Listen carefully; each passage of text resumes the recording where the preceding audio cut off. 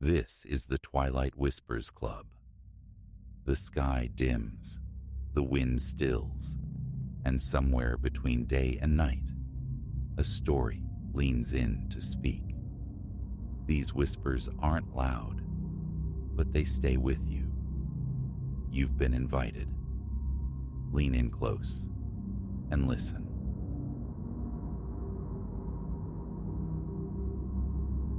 Never did I imagine that tapping accept on a fair would plunge me into a vortex of pure terror. Yet, as cold steel kissed the nape of my neck, the truth hit hard. Sometimes, the most harrowing odysseys commence with an innocuous destination. Leo, that's me. For a year, maybe more, I'd navigated the city streets for Voyager rides. No stardust glamour, just the grind, bridging the gap between student debt and survival. Mostly, the nights blurred into a predictable rhythm. Boisterous undergrads, weary suits, the occasional wide-eyed visitor. Nothing, absolutely nothing, had schooled me for that particular rain-slicked Friday. Midnight had just bled across the clock face. Quitting time beckoned, a siren song of sleep, but then the app chimed.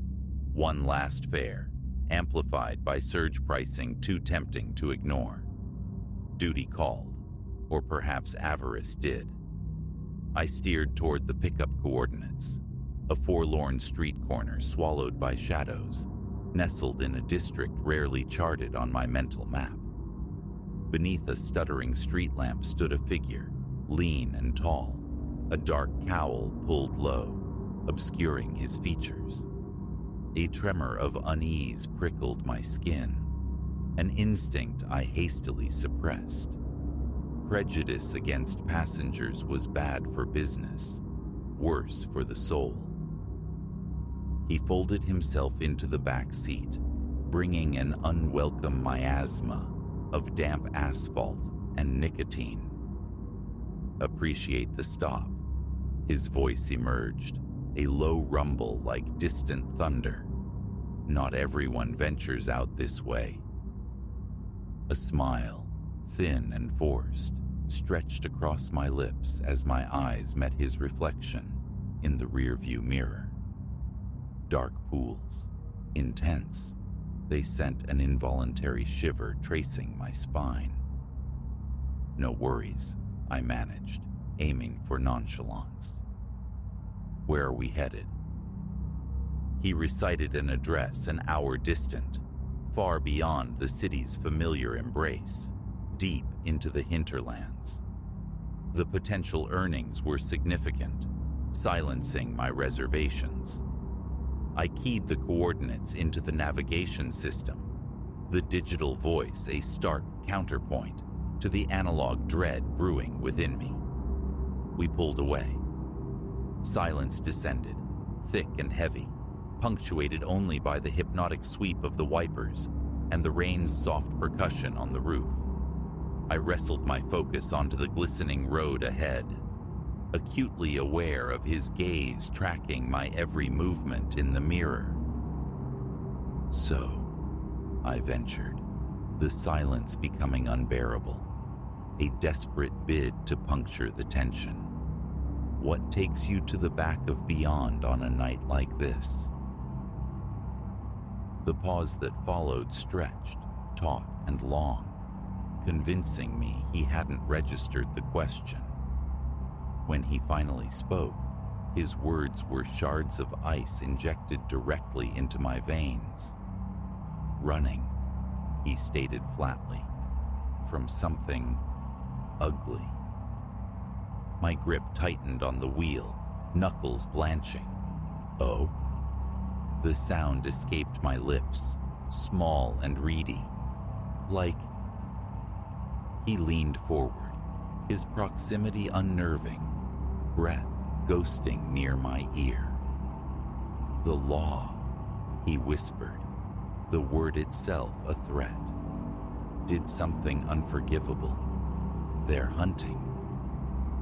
My heart hammered against my ribs, a frantic drumbeat I felt sure he could perceive.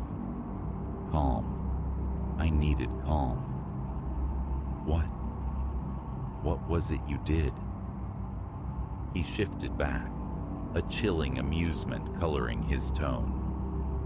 Why don't you find a spot to pull over? I can demonstrate. Every nerve ending screamed flight, urging me to stomp the accelerator, to devour the miles separating us from this precipice. But the highway stretched before us, a desolate ribbon flanked by imposing skeletal trees. No sanctuary, no escape.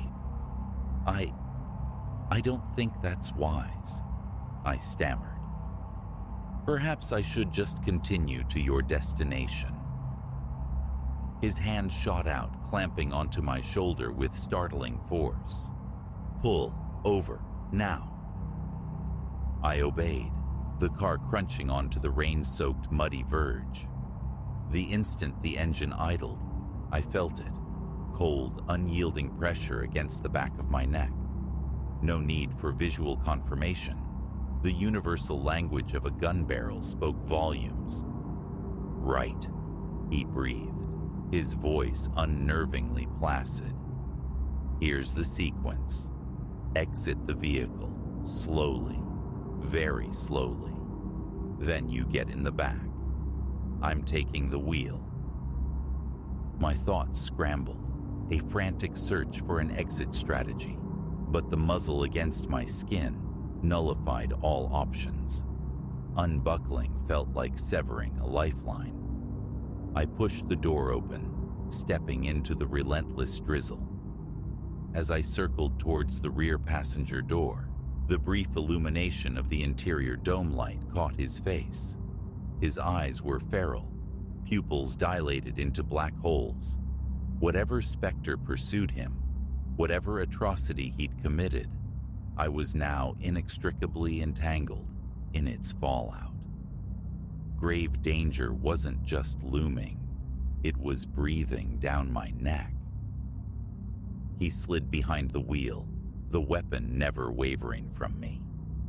Phone, he commanded, a sharp bark. I relinquished it, watching helplessly as he lowered the window and flung my digital connection to the world into the consuming darkness. As we merged back onto the highway, a desperate plea for rationality formed. Listen, I began, my voice trembling despite my resolve. This isn't necessary. I won't say a word, I promise. Just let me walk away. A laugh, sharp and devoid of humor, answered me. Too late for promises. You're part of the narrative now, willing or not. The subsequent hour unfolded in a suffocating silence, thick with unspoken threats. Familiar suburban sprawl dissolved into undulating hills, then dense, forbidding forests. We were ascending into the mountains, leaving civilization and any hope of intervention far behind. Eventually, he wrenched the wheel, turning onto a barely discernible dirt track, swallowed by the gloom. The car bucked and jolted, climbing ever higher, burrowing deeper into the wilderness, until we lurched to a halt before a small, dilapidated cabin, a ramshackle refuge. Out, he ordered, the gun punctuating his command. Inside, austerity reigned. A simple table, 2 chairs, a rudimentary kitchenette. He gestured towards a chair, then commenced pacing, a low muttering accompanying his restless movements. What are you planning to do with me? I asked, the question sounding fragile, insignificant in the charged air. He ceased his pacing, pinning me with that unnerving gaze. Undecided, he clipped out, contingent on your level of cooperation. Hours bled together. His state oscillated wildly, moments of frantic energy, spouting paranoid theories about unseen persecutors, conspiracies swirling around him like smoke, followed by periods of unsettling stillness. I tried to engage, to forge some sliver of human connection, a desperate gamble for survival. But he remained a volatile enigma. 1 minute, a semblance of conversation.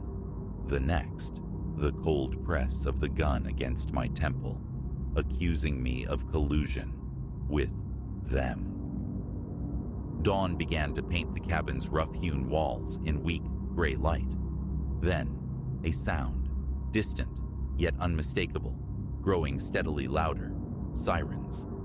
My heart surged with a desperate hope.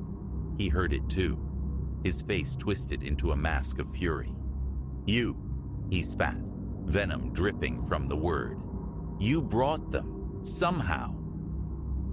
I shook my head vehemently. "No, I swear. How? You threw my phone away, remember?" He wasn't processing logic. He seized me, yanking me violently to my feet. "We move now." He propelled me toward the door, the gun digging painfully into my spine. But as we stumbled onto the threshold, salvation materialized.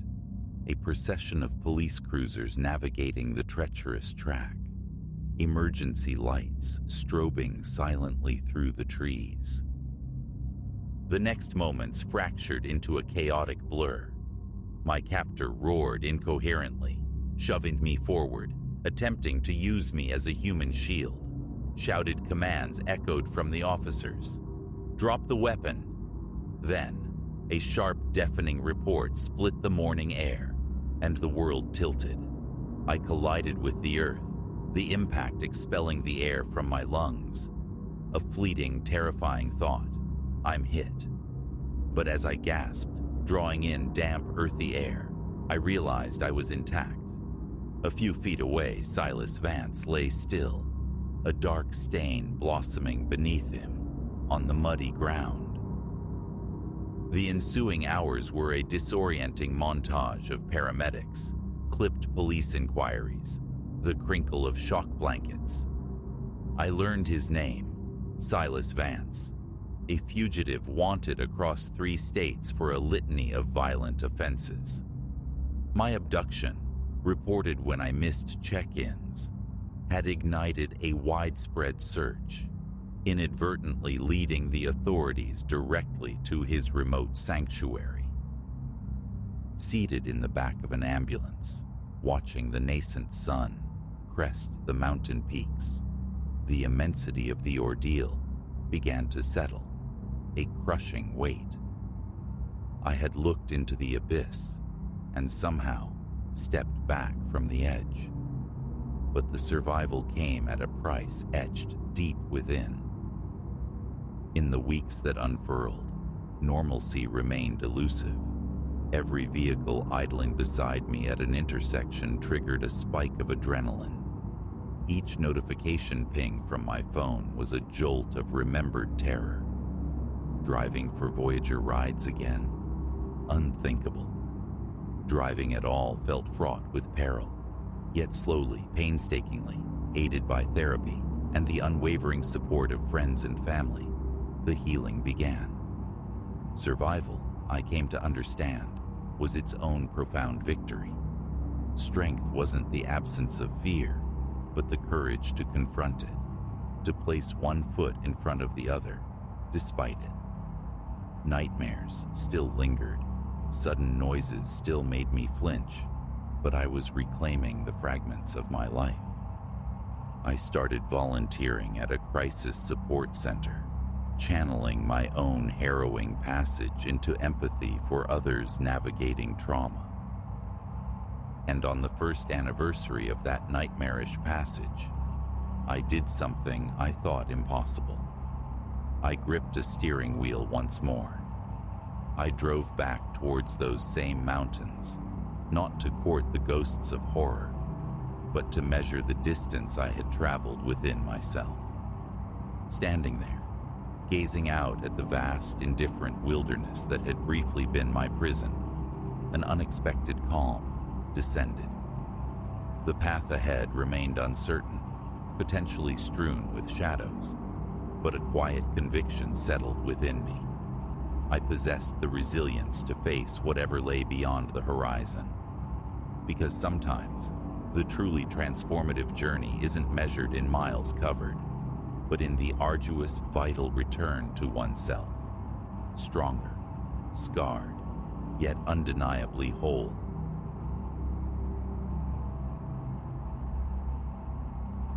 Hallucinations born of weariness.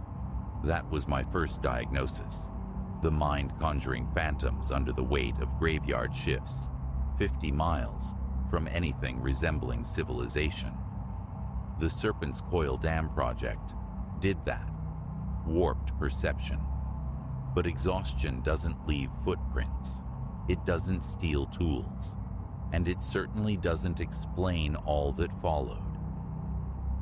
15 years I'd walked the lonely rounds of construction sites, mostly urban sprawls, plagued by copper thieves or shivering vagrants. Serpent's Coil was another beast entirely, nestled deep in unforgiving mountains, a wound gashed into the wilderness. No signal bars, only the crackle of an emergency radio tethering me to the waking world. The compensation was obscene, triple the standard rate. A gilded cage, perhaps, or hazard pay for truths unspoken. My predecessor vanished after a fortnight. Personal troubles. Mr. Harker, the site foreman, had mumbled, eyes skittering away. I didn't pry. Coin is coin. The initial week unfolded with deceptive normalcy. Arrive at dusk, exchange curt nods with the departing day crew, commence the solitary circuit. The site sprawled across 20 acres, a skeletal dam clawing across the valley, clusters of temporary offices, sprawling equipment yards, stacks of raw materials. Portable light towers cast islands of brutal white glare, carving deep, impenetrable shadows between them. Beyond lay only darkness and untamed land. My routine was a metronome against the silence. Perimeter walks every 2 hours, equipment checks, monitoring the grainy security feeds in the main trailer, ensuring the slumbering behemoths of machinery remained dormant. Mundane tasks in an extraordinary void. That fragile peace shattered on my 8th night. Deep into the graveyard shift around 2 a.m., my rounds took me near the eastern equipment yard.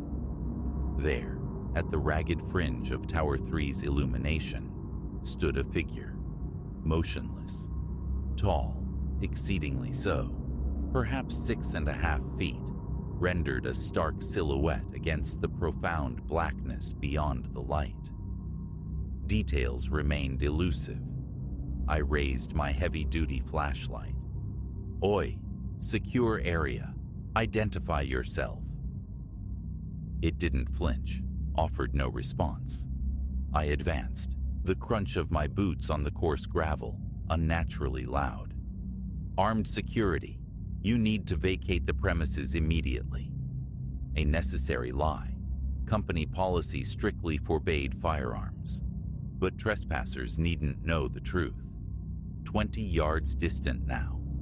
Still, that unnerving stillness persisted. The hairs on my nape prickled. Something felt intrinsically wrong about its posture. Rigid, statuesque. Final warning, I'm contacting the authorities. 15 yards. The harsh light defined it more clearly. Dark work fatigues, heavy boots caked with something dark, the unmistakable dome of a worker's hard hat, casting the face into shadow. 10 yards. My pulse hammered against my ribs, a frantic drumbeat in the vast silence. The figure's proportions seemed subtly distorted, limbs unnaturally elongated, the neck canted at an impossible angle. 5 yards. I brought the flashlight beam up, aiming directly beneath the helmet's brim, seeking a face. There was no face. I froze, breath catching in my throat. The cone of light pierced empty air, illuminating only the dust motes dancing where the figure had stood scant seconds before. Just vacant space and the oppressive night yawning beyond the light tower's reach. Panic surged. I spun, sweeping the beam in frantic arcs. Nothing.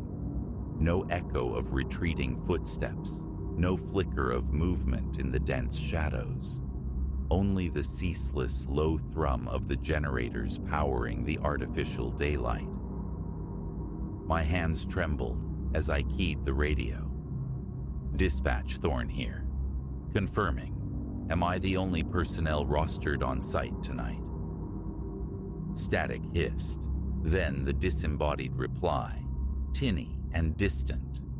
"Negative, Thorne. Site's yours alone. Status check?"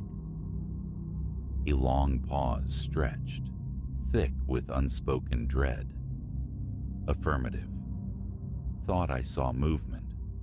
Must be shadows playing tricks." I completed the circuit with heightened vigilance, scrutinizing every shadow, every recess. Nothing more manifested. By the time dawn bled weakly over the eastern peaks, I had almost managed to rationalize the encounter as a byproduct of fatigue and isolation. Then I entered the main office trailer to sign out and saw the mud. Great splayed boot prints, impossibly large, tracked across the floor, glistening wet despite a week devoid of rain. They led directly from the direction of the eastern yard, straight to the office door. Inside, the trail continued, ending abruptly at the tool storage room. The padlock was secure, exactly as I'd left it during my rounds. But upon unlocking it, a cold certainty washed over me. Harker insisted on meticulous organization. Now the pegboard walls displayed jarring vacancies. A heavy-duty chainsaw, gone. 2 industrial demolition hammers, vanished. A concrete cutting saw, also missing. Cumbersome equipment, far too heavy for a single individual to spirit away unnoticed, unheard. I checked the security camera recordings. 8 different feeds, 8 different angles, all showing the same monotonous view throughout the night. An empty, undisturbed site. No intruders. No movement beyond the wind-stirring dust devils.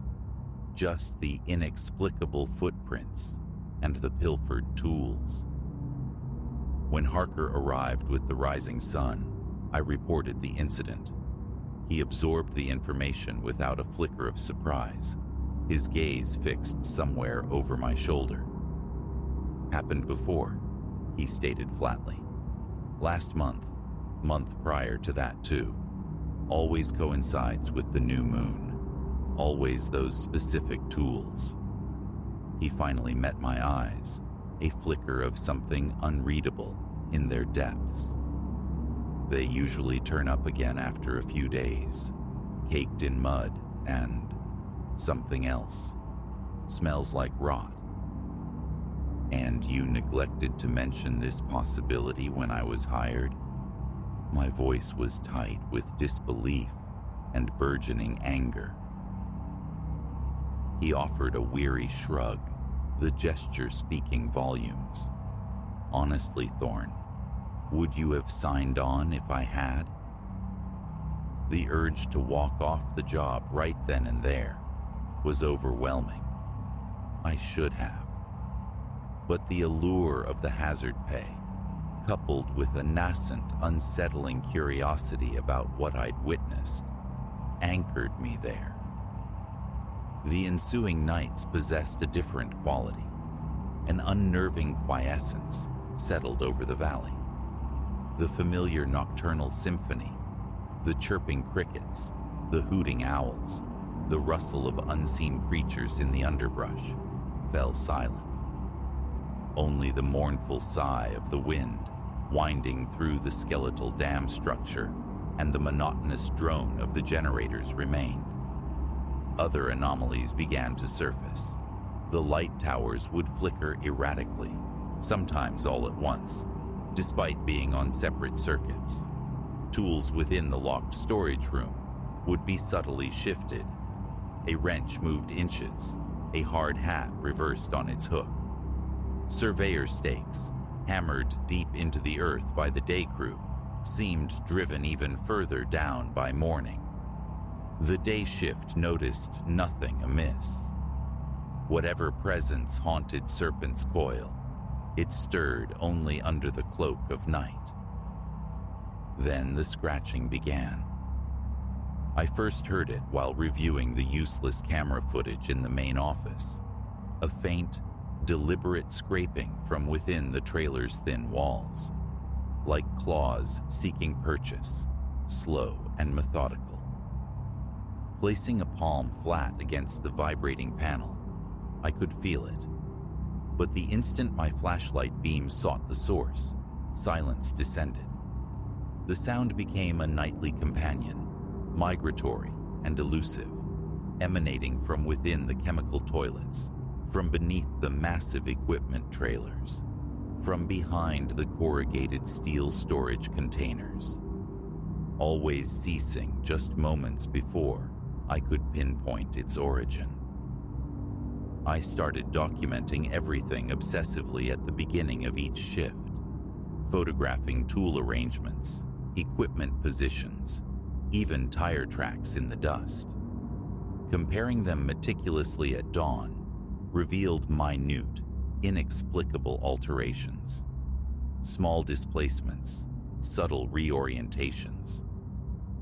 A week after encountering the faceless figure, the first explicit message appeared, scratched into the paint of the office trailer door with crude, jagged strokes. "Get out." Harker arrived, noted it impassively, and painted over it before the day crew could see. No questions asked, just another inconvenient truth to be obscured. 2 nights later, a second message materialized, this time carved deeply into the wooden handle of a shovel, left leaning against a supply pallet. We were here first. An icy premonition spurred me to research the valley's history. The dam project itself had faced years of delays, environmental protests, legal battles. Before that, pristine wilderness. But digging deeper into brittle archives and faded county records, I unearthed references to an old mining operation dating back to the 1880s. The documentation was sparse, fragmented, but spoke of a catastrophic accident, a tunnel collapse.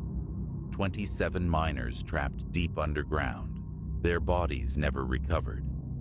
The mine entrance, deemed unstable, had been dynamited shut. Its precise location was lost to official record. But as I overlaid antique survey maps with the modern dam blueprints, a chilling realization tightened its grip around my chest. The Eastern Equipment Yard, the very spot where I'd witnessed the vanishing figure, was situated directly over the estimated coordinates of that long-sealed mine shaft. I presented my findings to Harker. He became visibly agitated, refusing to discuss it, waving me off with trembling hands. Concerns regarding site history should be directed to corporate, he snapped, avoiding my eyes. That night, the atmosphere turned predatory. The temperature plummeted an unnatural 30 degrees within minutes. The generators powering the vital light towers began to cough and sputter, like dying beasts. One by one, the towers winked out, plunging vast sections of the sprawling site into an abyssal, suffocating darkness. I was mid-circuit when the last light died.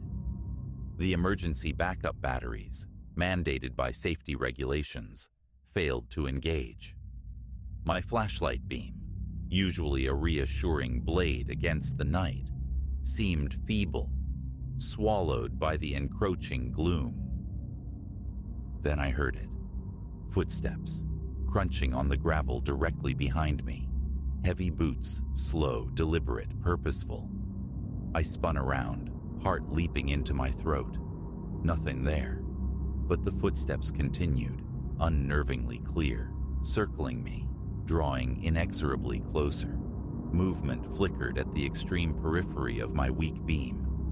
Figures materialized from the Stygian darkness. Not one, but 6, 7, perhaps 8 of them. Clad in archaic, mud-stained mining clothes, all disturbingly tall, their limbs seeming stretched, skeletal beneath the worn fabric. Hard hats obscured their faces, their heads cocked at unnatural, grotesque angles. They formed a silent cordon around me, standing just beyond the effective reach of my dying light. Motionless, breathless. My radio crackled, spitting static. Then, through the electronic hash, a voice emerged, or rather, voices, multiple tones, speaking in chilling, perfect unison. This is our place, our tools, our ground. The deep dark below belongs to us. The static surged, swelling into a deafening roar that drowned out all other sound. My flashlight flickered violently, then died, plunging me into absolute blackness. In the void, I heard movement, the collective shuffling sound of many boots turning, advancing on the gravel. Blind terror took hold. I ran, stumbling over unseen equipment, tripping on loose material, guided only by instinct and panic. Behind me, the measured tread of multiple footsteps kept pace, never seeming to gain, never falling behind. A relentless, echoing pursuit in the dark. I somehow reached the main office trailer, slammed the flimsy door, fumbled with the lock. Snatching the backup flashlight from the desk, I flicked it on. Its beam illuminated horrors pressed against every window. The figures stood there, silent sentinels. Their hard hats were tilted back now, revealing faces that were nothing but abyssal black holes, empty sockets rimmed with jagged needle-like teeth. The scratching erupted again, terrifyingly close, directly beneath my feet. The entire trailer began to vibrate violently. Floorboards groaned, splintered under the strain. Viscous black mud, thick and reeking of rust and ancient decay, began to ooze up through the widening cracks between the boards. With a desperate cry, I kicked out the window furthest from the watching horrors and vaulted into the night. I ran without direction, fueled by primal fear, not stopping until I reached the sanctuary of my truck, engine roaring to life, tires spitting gravel as I fled the cursed valley. Miles down the desolate highway, from the relative safety of a flickering gas station payphone, I tendered my resignation. Harker's voice on the line held no surprise, only profound, bone-deep weariness. They all leave eventually, he sighed. Checks in the mail. That was 3 months ago. A week after I quit, the missing equipment, the chainsaw, the hammers, the saw, materialized inexplicably in the parking lot of the nearest county sheriff's office, coated in the same vile mud, heavily corroded and bearing traces of something unidentifiable and foul. The Serpent's Coil Dam project grinds on, I hear. They cycle through night watchmen with alarming rapidity, always managing to find some poor, desperate soul willing to take the blood money. Sometimes, in the quiet hours, the silence presses in, and I contemplate returning. Not for the wages, but for answers that gnaw at the edges of my sanity. What are they? What is their unending purpose down there? Why was I permitted to flee when those miners, generations ago, were not? Then the image surfaces, those empty maws, those impossible teeth, and the memory of the words gouged into the shovel handle. We were here first.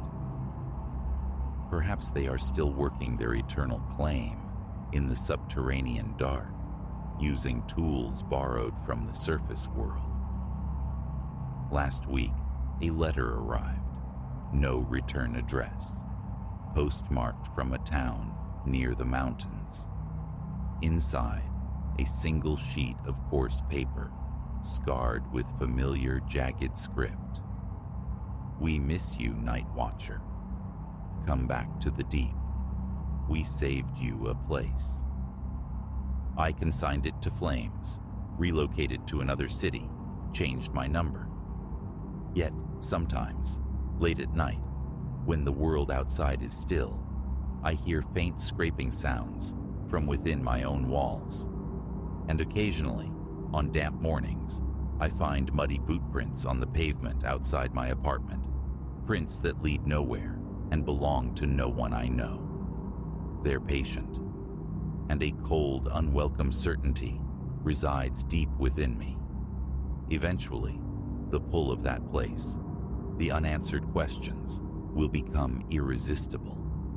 The deep, dark burrows into you, takes root under your skin, and never truly lets go. For now, I embrace the daylight hours, the city's distracting clamor, the flimsy illusion of safety. I strive not to ponder the nocturnal patrols continuing at Serpent's Coil, nor the project's inexplicable delays and setbacks, nor the grim succession of guards swallowed by the night shift. Some foundations are laid on unquiet earth, some territories fiercely resist dominion, and some vigils, I tell myself, belong solely to the dead. That's the narrative I cling to. It almost grants me sleep. Most nights.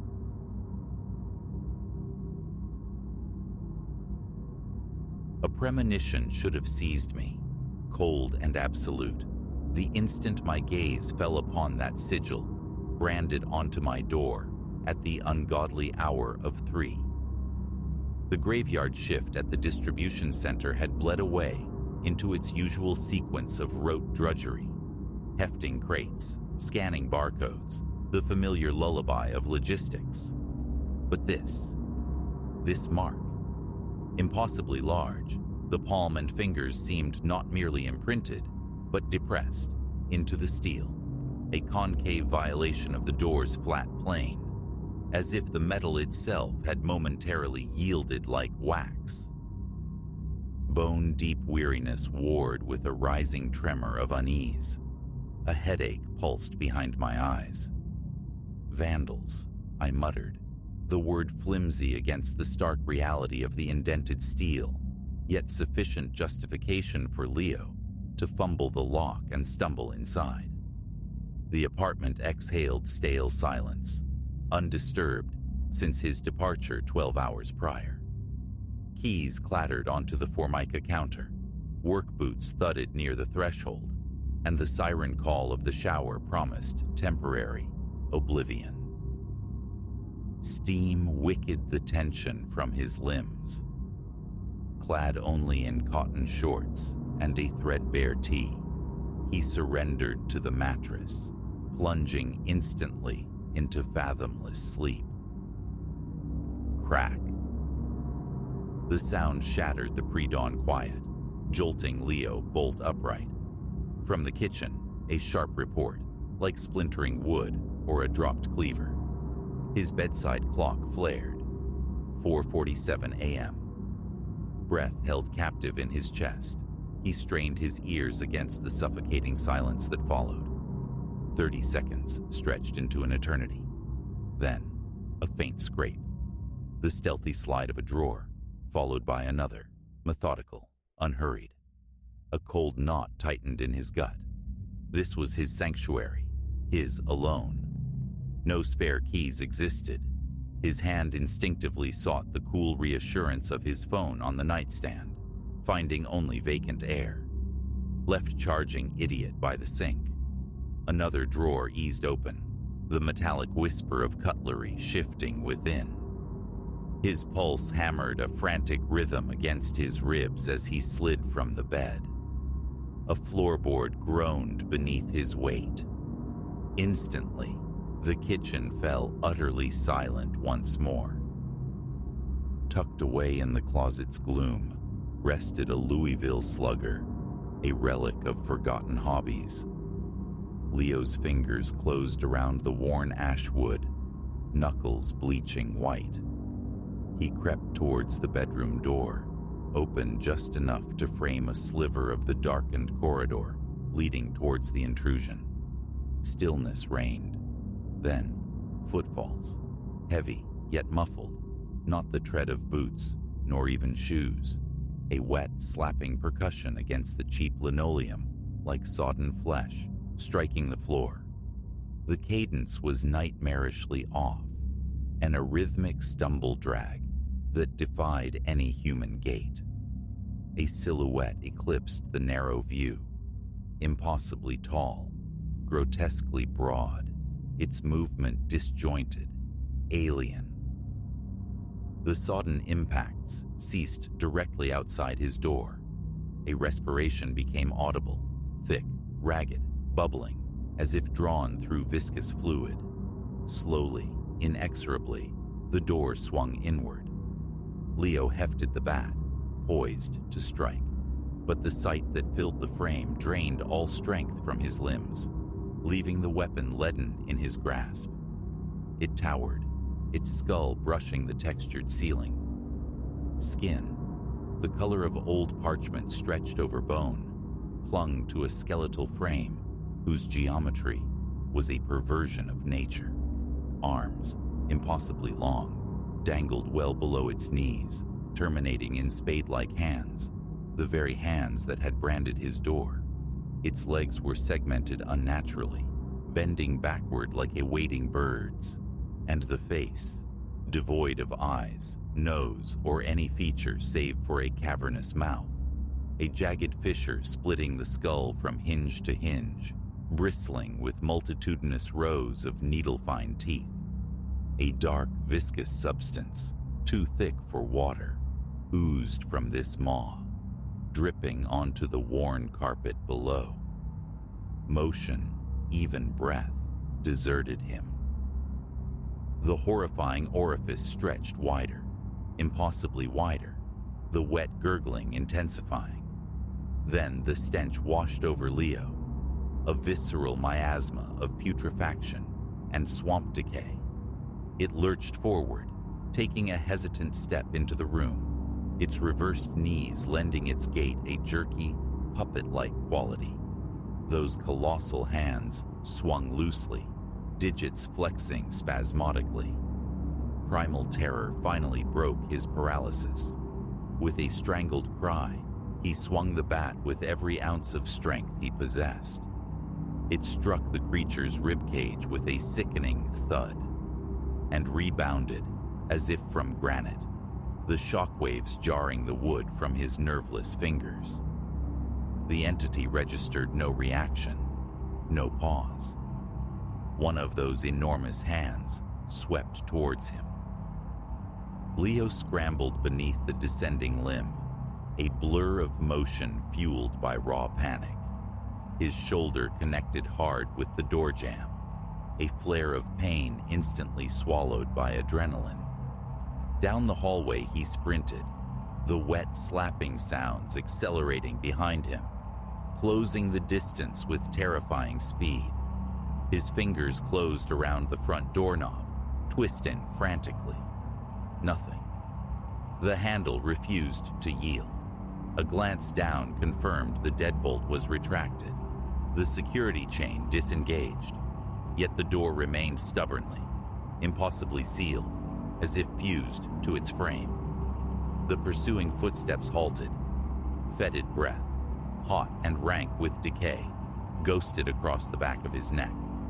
A glacial dread forced his slow turn. It filled the corridor now, impossibly, seeming to have swelled, its crown scraping the ceiling plaster.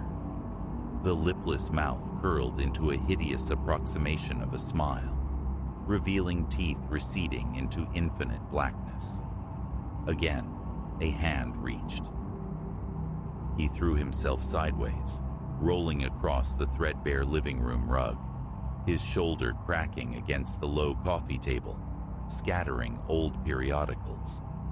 The entity flowed after him, its passage leaving damp smears high on the walls. Scrabbling upright, Leo bolted for the relative sanctuary of the kitchen. His phone lay inert on the counter, plugged in but lifeless, the screen an obsidian void, despite hours connected to the outlet. A vast shadow engulfed him. He spun. It stooped, contorting its impossible frame to fill the kitchen doorway.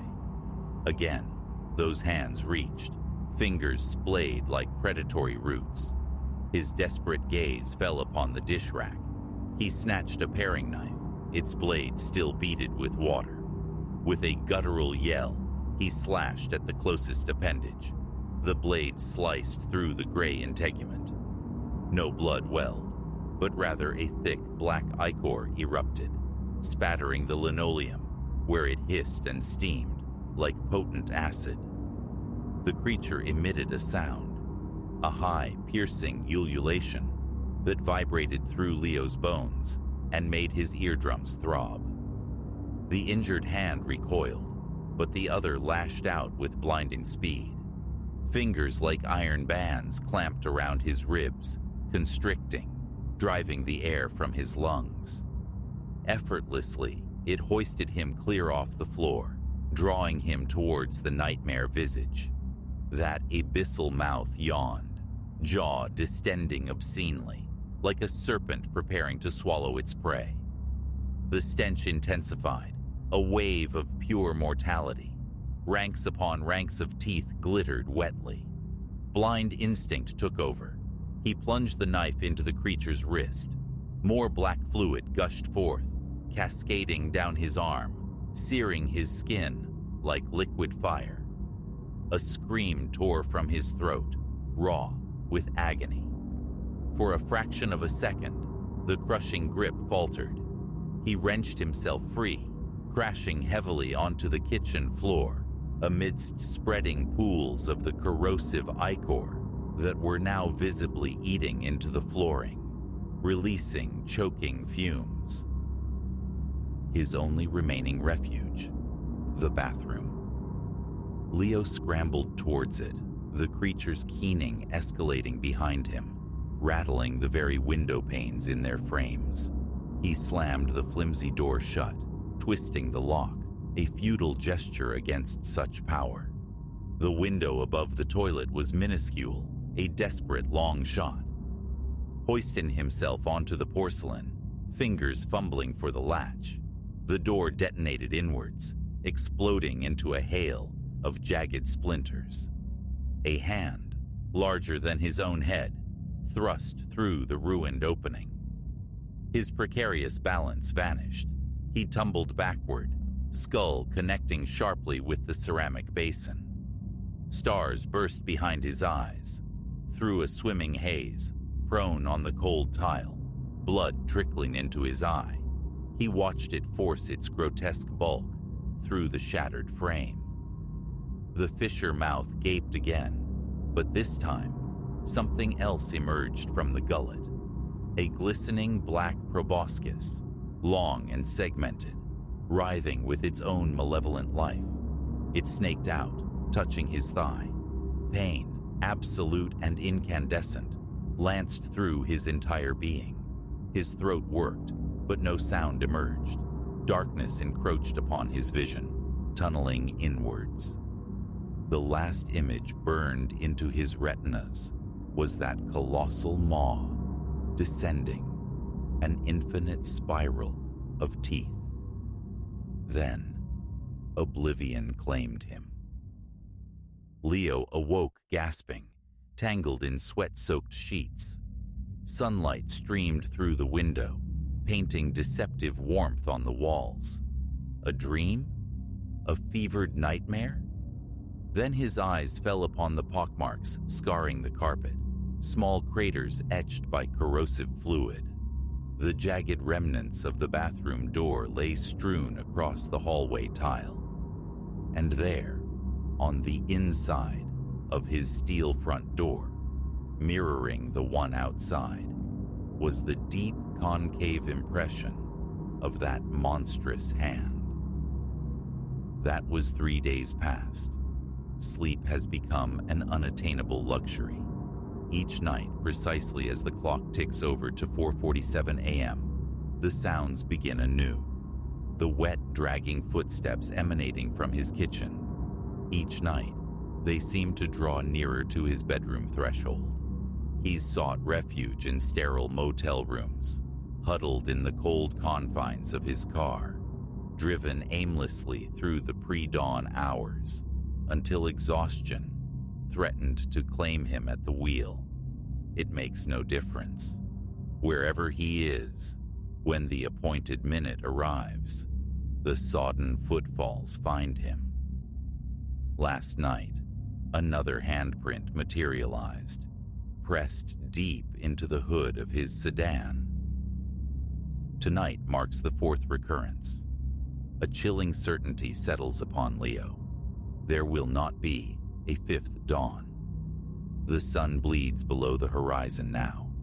In a few short hours, 4:47 will arrive.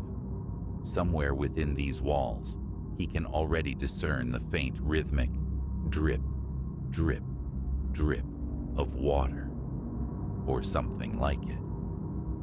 The sound is steadily growing louder.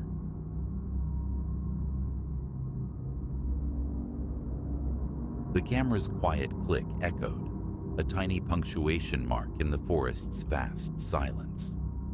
I lowered the Nikon, the weight familiar in my hands, and tilted the screen. Reviewing the capture, a flicker of motion snagged my eye, a distortion amidst the deep emerald backdrop. Zooming, pixels resolving, my pulse quickened to a frantic tempo. The shape that emerged, it belonged to no known taxonomy. In that fractured second, the axis of my world tilted irrevocably. My name is Elias Vance. Until that twilight moment, I was a chronicler of the untamed, a man who traded civilization for glimpses of North America's shyest denizens.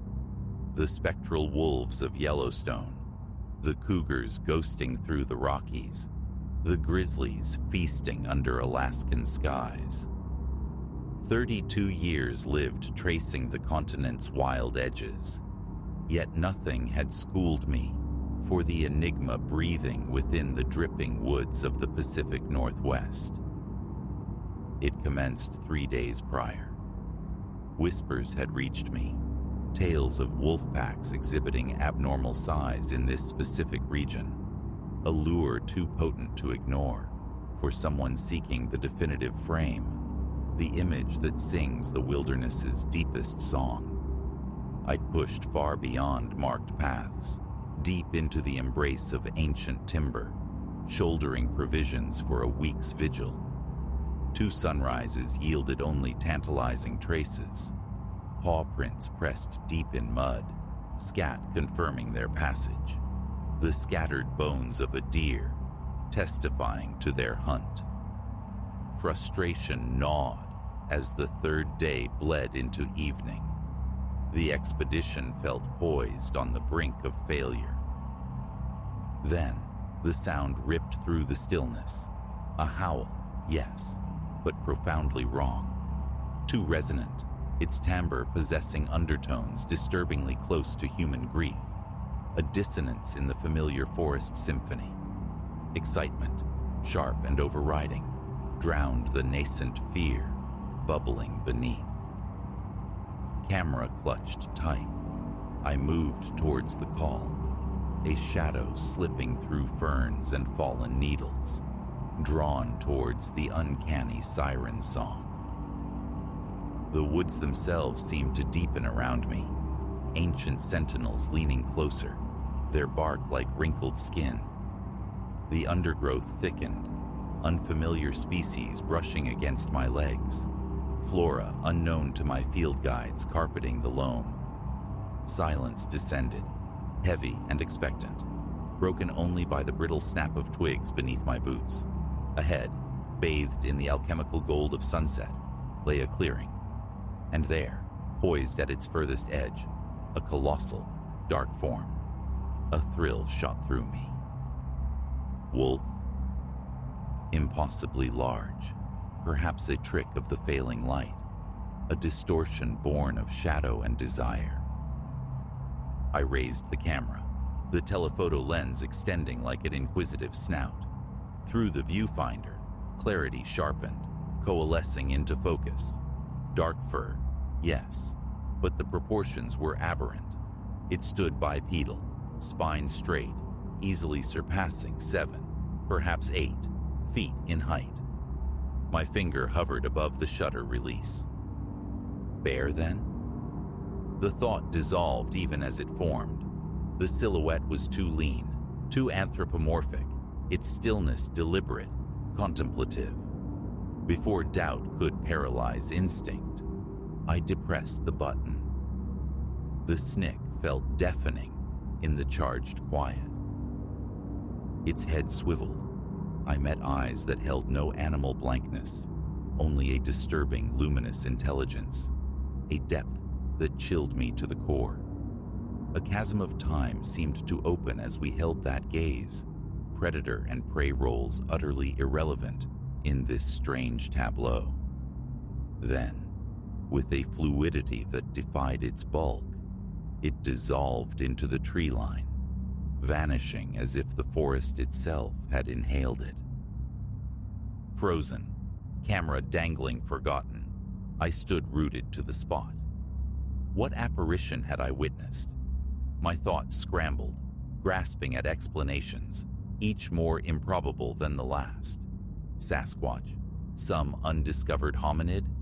An elaborate deception? With hands that trembled, I brought the camera up, reviewing the captured image on the small screen. There it was, immense, fur-clad, its face turned towards me. Low light and sudden movement had blurred the details, yet it remained, starkly, undeniably other.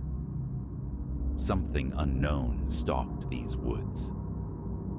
As the magnitude of the photograph began to penetrate my shock, exhilaration warred with a primal dread. This image, it could rewrite textbooks, etch my name into the annals of discovery. Yet, a quiet insistence whispered from the recesses of my mind. Creatures like this remain hidden for profound reasons. Sleep offered little respite that night, haunted by visions of glowing eyes and fleeting, colossal shadows. Dawn's first tentative rays found me awake, compulsively examining the photograph again. Daylight brought skepticism, a rational mind attempting to impose order. Had fatigue conjured phantoms? Had I misinterpreted a familiar shape? But the digital proof remained, irrefutable evidence of the extraordinary. I dismantled my camp, resolve solidifying. I had to find it again. Clearer images, perhaps video footage. The world needed tangible proof. The day became a pursuit, employing every tracking skill honed over years spent following creatures that preferred invisibility. This quarry, however, left signs unlike any I knew. A sapling bent at an impossible angle, an indentation in the moss, too vast for any known foot, and persistently, unsettlingly, the sensation of being observed, of being the hunted rather than the hunter. The forest grew claustrophobic as hours passed, the canopy knitting tightly overhead, filtering the sun to a dim greenish underwater light. My GPS offered little comfort, its readings placing me miles astray, in terrain uncharted on my maps. Just as doubt urged retreat, I heard it again. The same deep, quasi-human howl, closer now, vibrating through the very air I breathed. My heart hammered against my ribs. Camera ready, I pressed onward. I emerged through a curtain of dripping ferns into a different kind of clearing. This one felt ordained, ancient. Monoliths of weathered stone formed a ragged circle, their surfaces alive with intricate swirling carvings that seemed to squirm and shift at the edge of vision. Presiding in the circle's heart, the creature. Daylight stripped away all ambiguity. It was legend-made flesh, chimeric, a fusion of man and beast, draped in coarse night-dark fur. The face, disturbingly human beneath a heavy brow, held a mouth bristling with formidable teeth. Those intelligent, knowing eyes found mine. Recognition sparked, not mine of it, but its of me. It had anticipated my arrival. My camera became a useless weight, forgotten at my side. It advanced a single step. Logic screamed flight, but an invisible tether held me fast, a sense of immense antiquity emanating from the being, a wisdom far older than humankind. It lifted a hand, unmistakably a hand, fingers, opposable thumb, and gestured towards my camera.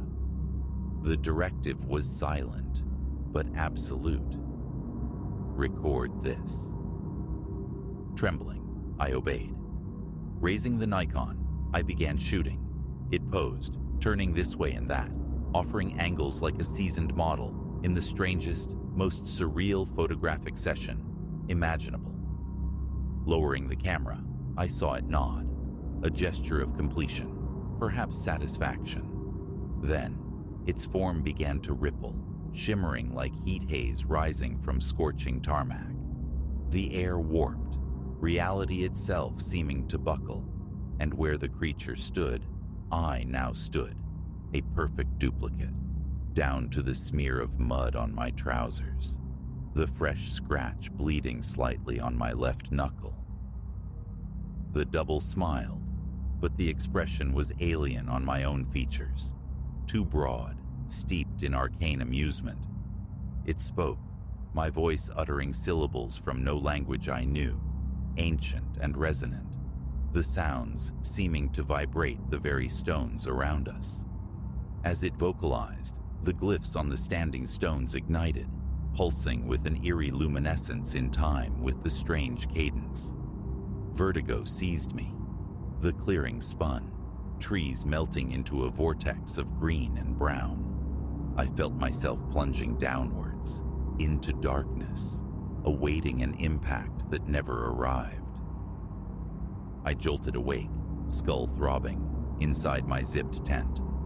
The camera lay beside my sleeping bag. A dream, impossibly vivid, terrifyingly real, but surely a dream spawned by isolation and suggestion. Then I checked the memory card.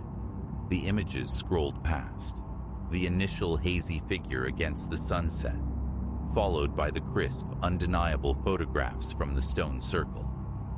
My breath hitched.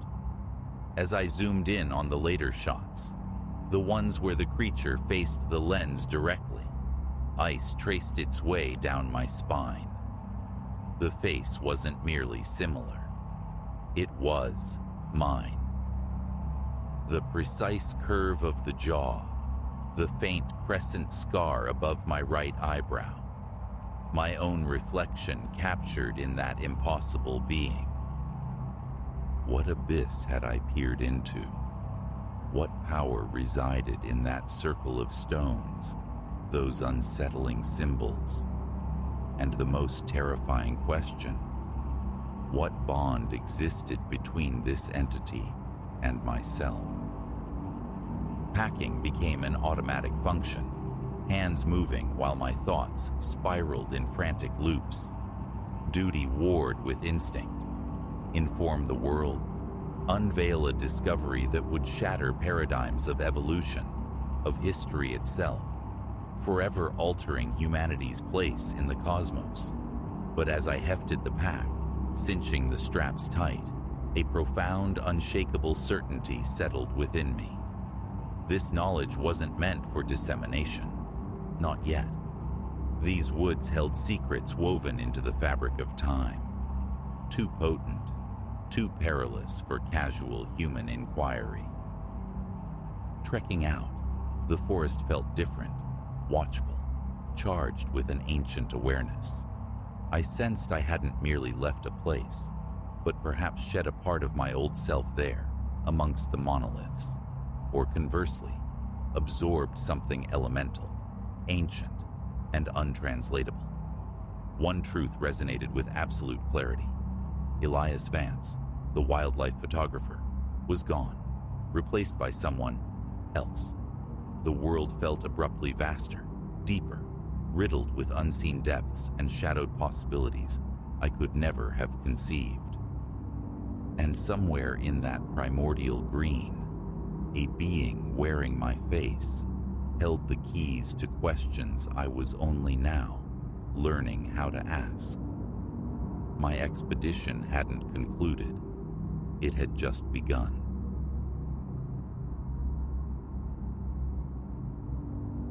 That derelict phone booth wasn't supposed to sing, not ever. Consensus in this sleepy hollow held it had been mute for ages. No hum, no life, a ghost of communication. Yet, one brittle night, its summons sliced through the stillness as I ambled past, a clear, insistent peal that seized my breath. Implausible. That precise chime fractured my assumption that anything here tread the path of the ordinary. Liam, that's the name I answer to. 6 months prior, I'd drifted into this speck of a town, summoned to lend a hand at my Uncle Silas's garage. Silas, weathered and weary of pistons and grease, preferred puttering these days. So, I became the face, the wrench turner for minor ailments, the semblance of order in his dusty domain. It lacks thrills, this existence, but the unhurried rhythm suits me. One artery of asphalt, a solitary tavern, structures sagging under time's weight. Lights wink out early. Nights often find me restless, tracing familiar paths under indifferent stars. The booth squats on a corner, sentinel to a convenience store long surrendered to neglect. Plywood blinds its windows. Graffiti ghosts linger on the door, bleached by sun and rain. Rust blooms on the booth's metal seams, its glass fractured like old ice.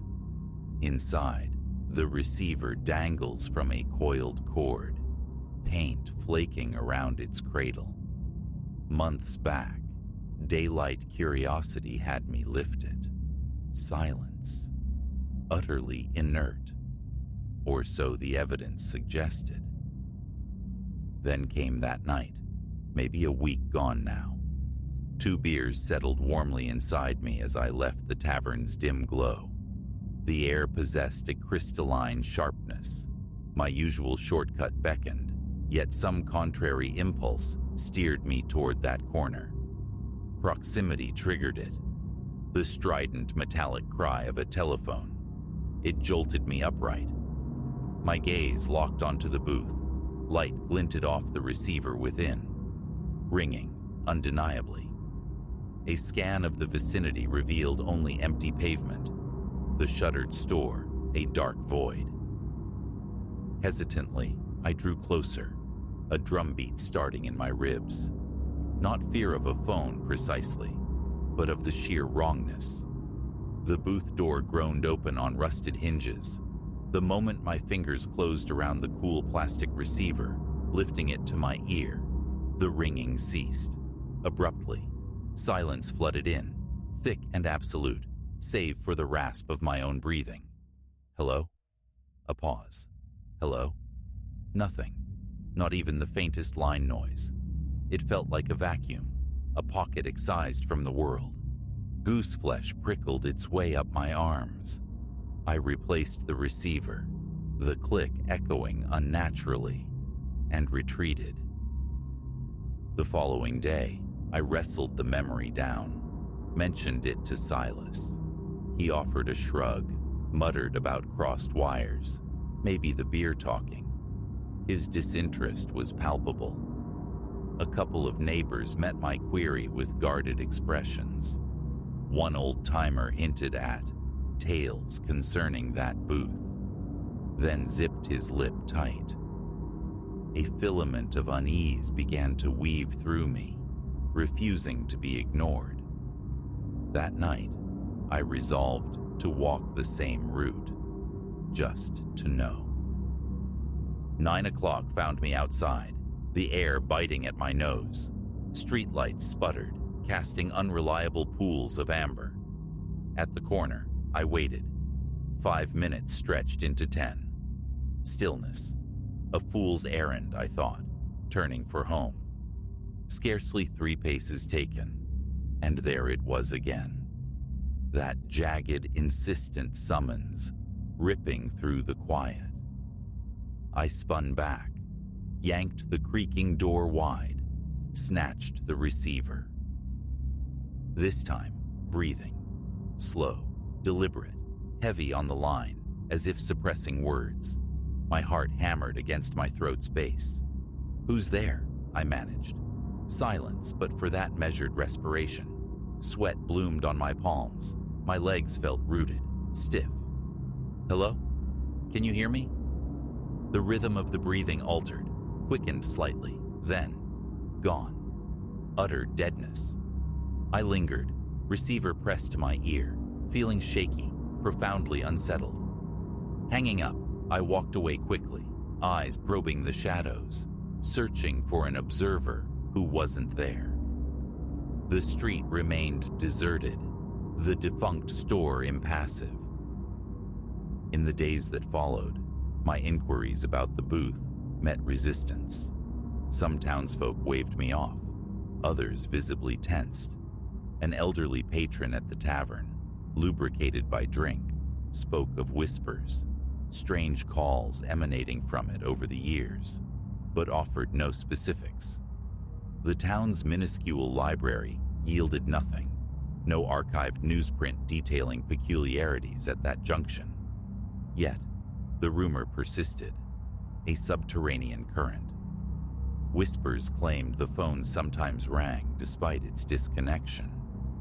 Those who answered reported eerie silence, distorted sounds, never a clear voice.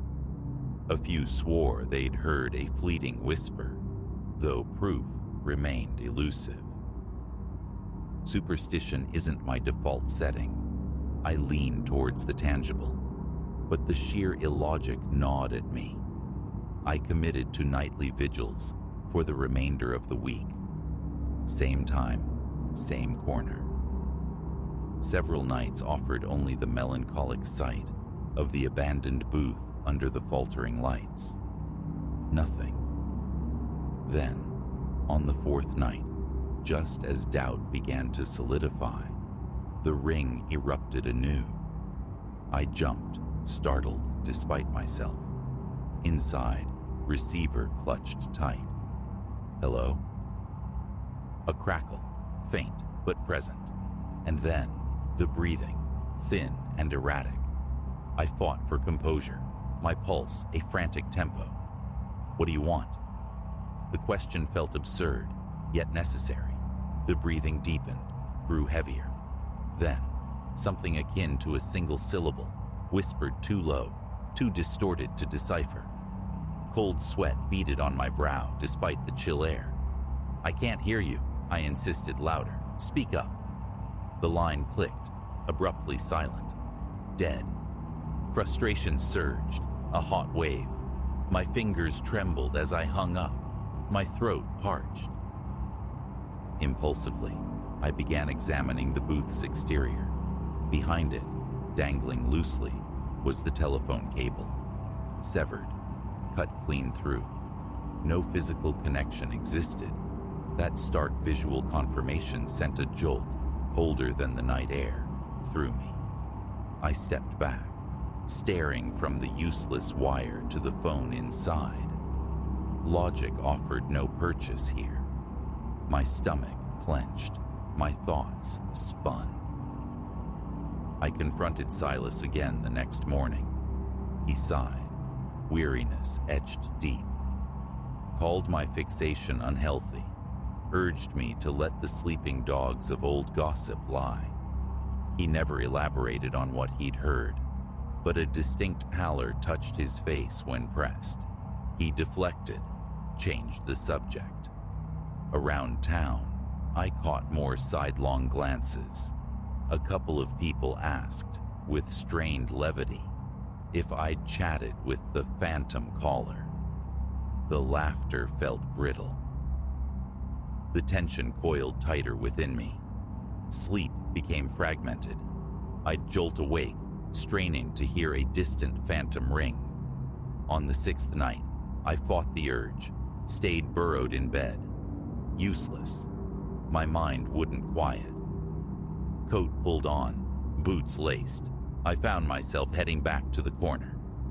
Midnight. The streets lay bare under a wan moon. Reaching the booth, I waited, breath pluming in the frigid air, fingers growing numb inside my pockets. Just as I resolved to abandon the vigil, it rang. The sound pierced the silence, sharp and demanding.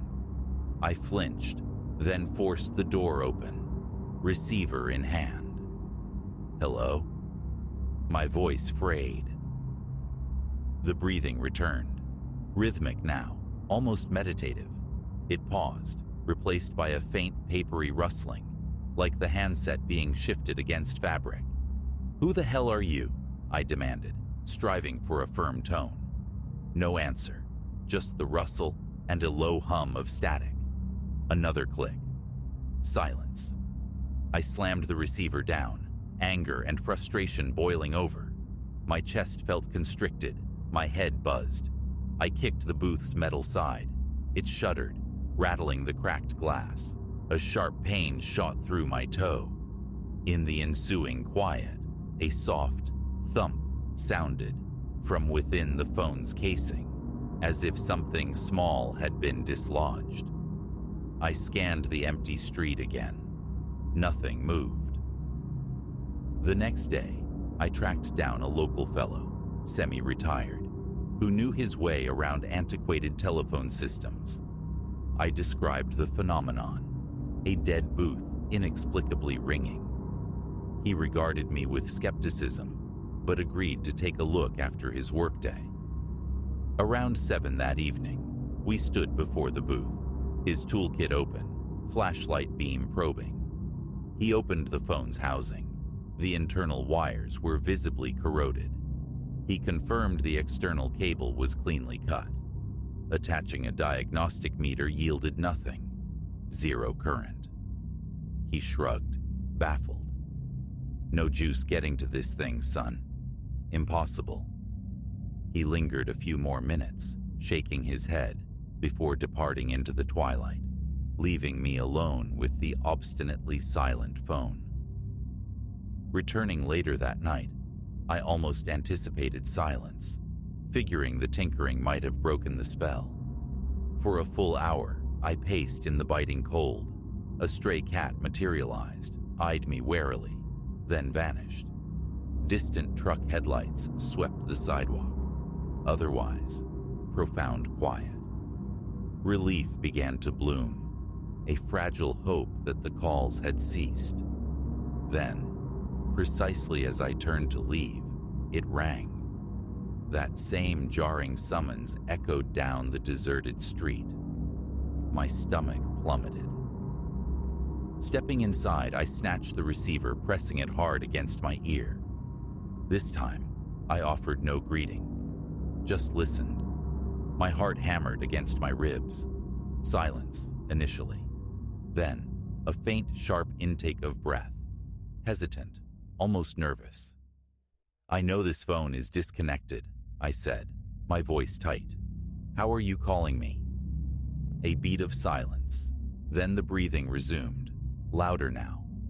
My hand, I noticed, was trembling. The metal cord felt glacial against my wrist. My mind scrambled for explanations. A hidden transmitter, a prankster nearby. But the street remained stubbornly empty. The booth felt claustrophobic, a sealed container for this inexplicable exchange. "Why don't you talk?" My voice was uneven. Another pause. Then a low, guttural sound, barely a grunt, slid through the line. It sent an icy shiver tracing my spine. Sweat prickled my hairline. "Tell me what you want," I nearly shouted. The click echoed, followed by absolute silence. My breath came in ragged bursts. My pulse throbbed violently in my temples. I stared at the inert receiver in my hand. No dial tone, nothing. Stepping out, I scanned the surroundings again. Flickering streetlights, empty sidewalks. My legs felt unsteady, drained. I trudged homeward, the cold seeping deep into my marrow. For several days, I actively avoided the corner, took longer routes, immersed myself in the mundane rhythm of the garage. Sleep began to mend, though the calls echoed in my thoughts. The severed cable, the repairman's verdict, the town's veiled knowledge. It formed an unsolvable knot. Part of me felt an undeniable magnetic pull back to that corner, an itch demanding to be scratched. Another wiser part screamed to forget I'd ever lifted that receiver. Nearly a week passed in relative peace. Then, late on a Saturday, lying suspended between wakefulness and sleep, I heard it, or thought I did. That distinct ring, resonating not in the night air, but inside my skull. I sat bolt upright, heart pounding. Imagination, I told myself. But the compulsion was overwhelming. Dressed in moments, I was jogging through the cold towards the corner. Midnight again. The booth stood stark beneath a stuttering streetlight. Silence held for a long moment. Then, sharp, piercing, insistent, it rang. My hands shook uncontrollably. I forced myself inside one last time, lifted the receiver. The breathing was there, soft initially, then gaining weight. I squeezed my eyes shut for a second. "Why do you keep calling here?" The question hung in the small space, tense. The breathing slowed, became measured, attentive. "I can't keep coming here," I said, my throat tight. "What do you want from me?" Silence, save for that disembodied respiration. Then, slowly, it began to recede, fading as if the caller was drawing away from their end. I clenched the receiver, knuckles white. "I'm done," I whispered, the words tasting like finality. "I'm done answering." I placed the phone firmly back onto its cradle, stepped out. My thoughts felt frayed, chaotic, but a core certainty settled in my gut. This chase led nowhere good. Whatever force animated that broken line, it operated outside my capacity to comprehend or mend. I turned my back on the booth and walked away, resolutely not looking back. The night air was sharp, my breath misting before me. My heart still thumped erratically, but beneath it, a strange sense of liberation unfurled. Let the broken phone sing its phantom song. Its audience of one was leaving the theater. The answers remain elusive.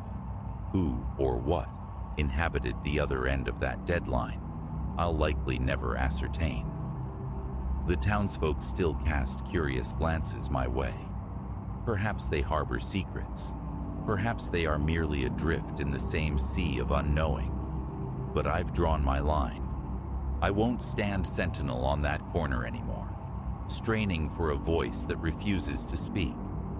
Should that ring pierce the night again, it will echo unanswered. Sanity demands it.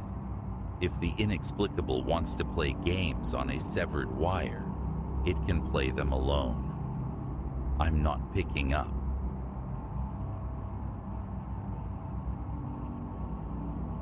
The memory clings, sharp as rust.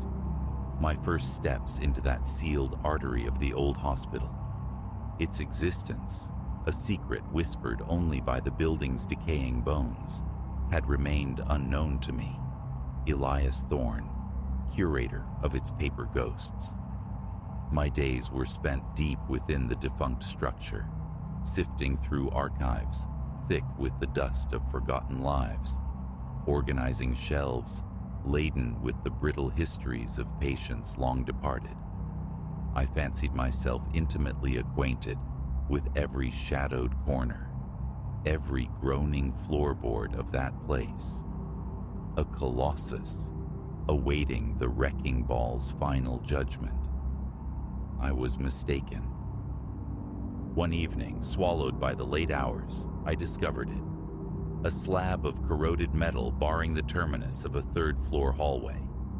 It seemed fused to its frame by time and neglect, weeping rust tears onto the linoleum. A stark placard declared, "Restricted, do not enter," less a warning than a dare etched in faded capitals. A tremor of forbidden curiosity ran through me. My immersion in the hospital's past, the countless nights spent tracing spectral narratives through yellowed ink, had bred an insatiable hunger for its hidden truths. What lay beyond that sentinel of decay? In my coat pocket rested the cyclopean eye of my flashlight, a necessary companion against the building's encroaching blindness, its flickering fluorescence offering little more than stuttering resistance to the gloom. Demolition loomed mere months away. Repairs were a forgotten luxury. My task was the meticulous sorting and labeling of records destined for a sterile, modern facility across town. That night, having lingered unusually late amidst boxes in a suffocating storage closet, I was retracing my steps when the anomalous door snagged my attention. Unlike its mundane brethren, its paint was aggressively chipped at the edges, the handle shrouded in a greasy patina, suggesting years untouched by human hands. My fingers closed around the grime-caked handle. A tentative twist met solid resistance. Applying more pressure coaxed a piercing squeal from the mechanism, a sound that set my nerves on edge. With a final grating protest, the handle turned. The hinges scraped, a noise like fingernails on slate, as the heavy door yielded. My flashlight beam sliced through the threshold, revealing a narrow passage beyond. Walls wept paint in long peeling strips, slick with an unnerving dampness. Dark, indeterminate stains marred the floor. A chill, distinct from the building's usual draftiness, settled upon me, accompanied by an air thick with neglect, stale and cloying. I stepped inside, the door sighing shut behind me with a soft thud. My heart hammered against my ribs, a frantic drumbeat I attempted to muffle with the assurance of a brief reconnaissance, just a minute or two. The corridor pressed close. My shoes crunched over a detritus of plaster shards and broken tile. Overhead fixtures were lifeless voids, leaving my flashlight's solitary beam to carve a path through the oppressive darkness. I passed 2 rooms, gaping maws of emptiness furnished only with splintered chairs and naked bed frames, their metal bones gleaming dully. Windows, boarded from within, offered no glimpse of the outside world, nor did the thick dust betray any recent passage. A profound sense of abandonment permeated the space. At the corridor's blind end awaited another door, this one bearing a numeric ghost upon a tarnished plate. So faded was the metal, I could only guess at the digits: 317, 377. A cipher absent from every blueprint, every ledger I'd meticulously cataloged. A jolt, akin to an electric current, shot through me. Here, perhaps, lay sequestered records, narratives the hospital had tried to bury. The handle was stiff, reluctant. Slowly, deliberately, I turned it and pushed. The door swung inward, opening onto a small, square hospital room. A draft, cool and strangely intimate, brushed my face. Within, a skeletal bed presided over the decay in one corner, its metal frame stark, its thin mattress a palimpsest of stains and tears. Beside it stood an IV pole, naked, its bag absent. Yet from the dangling, frayed end of the intravenous line issued a sound, the maddeningly precise plink, plink, plink of liquid striking an unseen surface, utterly nonsensical. No container, no fluid source, nothing visible could account for that persistent rhythmic dripping. My flashlight beam swept the floor beneath. It remained bone dry, unblemished by puddles. Still, the sound persisted, steady as a morbid clock tick. Venturing deeper, I encountered relics of archaic healing. A small metal tray table bearing antique syringes, clouded glass vials, a stethoscope seemingly plucked from the mid-20th century. A uniform layer of dust softened every contour. I played the light across the walls. The same peeling paint, yes, but marred further by deep, vicious scratches, gouges that spoke of frantic metal claws scrabbling against the plaster. A tightness constricted my chest.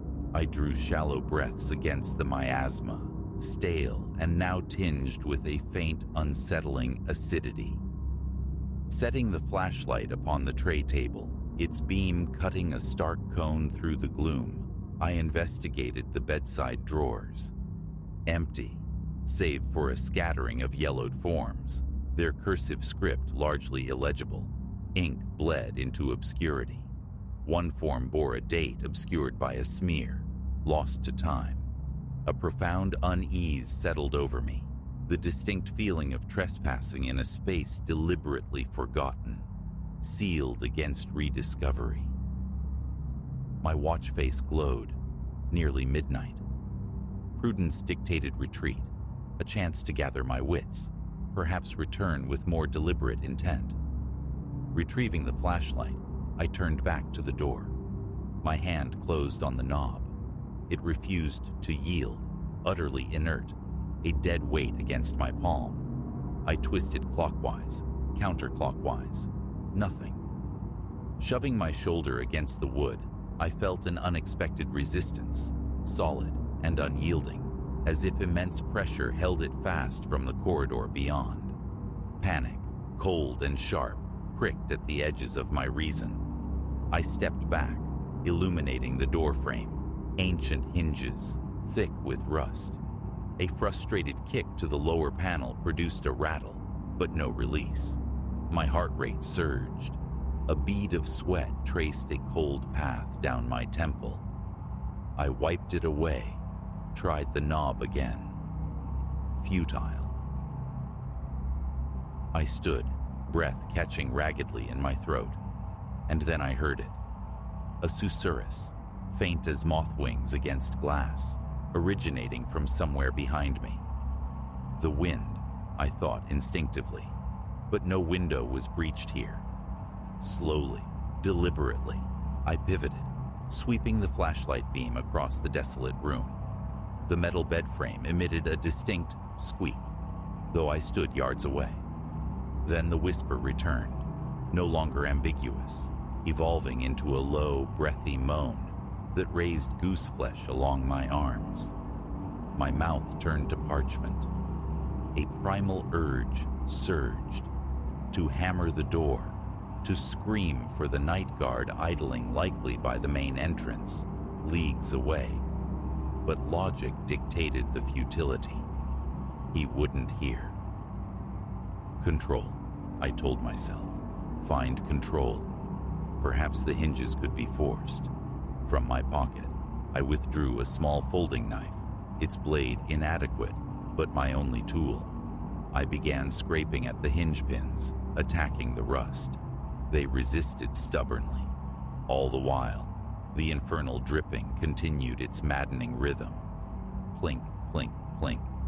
It crawled beneath my skin. The whisper coiled back, louder this time, impossibly close, like a sibilant exhalation directly beside my ear. I flinched violently, spinning around, the flashlight beam dancing a frantic jig upon the skeletal bed. Its tarnished metal threw back a dull, cold gleam. Did something flicker near the far corner? A trick of shadow, surely. My pulse hammered, my palms slick with cold sweat. Minutes bled away under the assault on the hinges, yielding nothing. Defeated, I returned to the door, throwing my shoulder against it, shoving with every ounce of strength. It remained immovable, trapped. The very air in the room seemed to thicken, pressing down on my chest, making each breath a conscious effort. The thrumming of blood in my ears grew louder, almost drowning out the now constant whispers, a sibilant chorus just below the threshold of intelligibility. Taking a few steps back, I launched myself at the door again. My shoulder connected with a sickening thud, pain lancing up my arm, but the barrier held fast. A curse escaped my lips, swallowed by the oppressive silence that followed.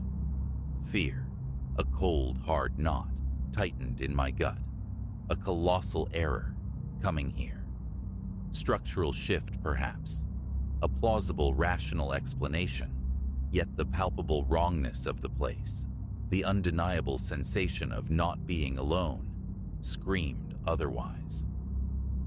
Sweat plastered my shirt to my back. My gaze kept flicking involuntarily towards the bed, anticipating something. It remained starkly empty. Only the drip persisted, unwavering. I crossed to the IV stand, tugged at the frayed tube, searching for some hidden reservoir, some impossible source. Nothing. Just an inert length of plastic. Yet the dripping endured. My heart pounded a frantic tattoo against my ribs. Tremors seized my hands. I cast the flashlight beam upwards, scanning the stained ceiling tiles for a leak. Dry. Thoughts of circuitry, of building quirks, flickered and died.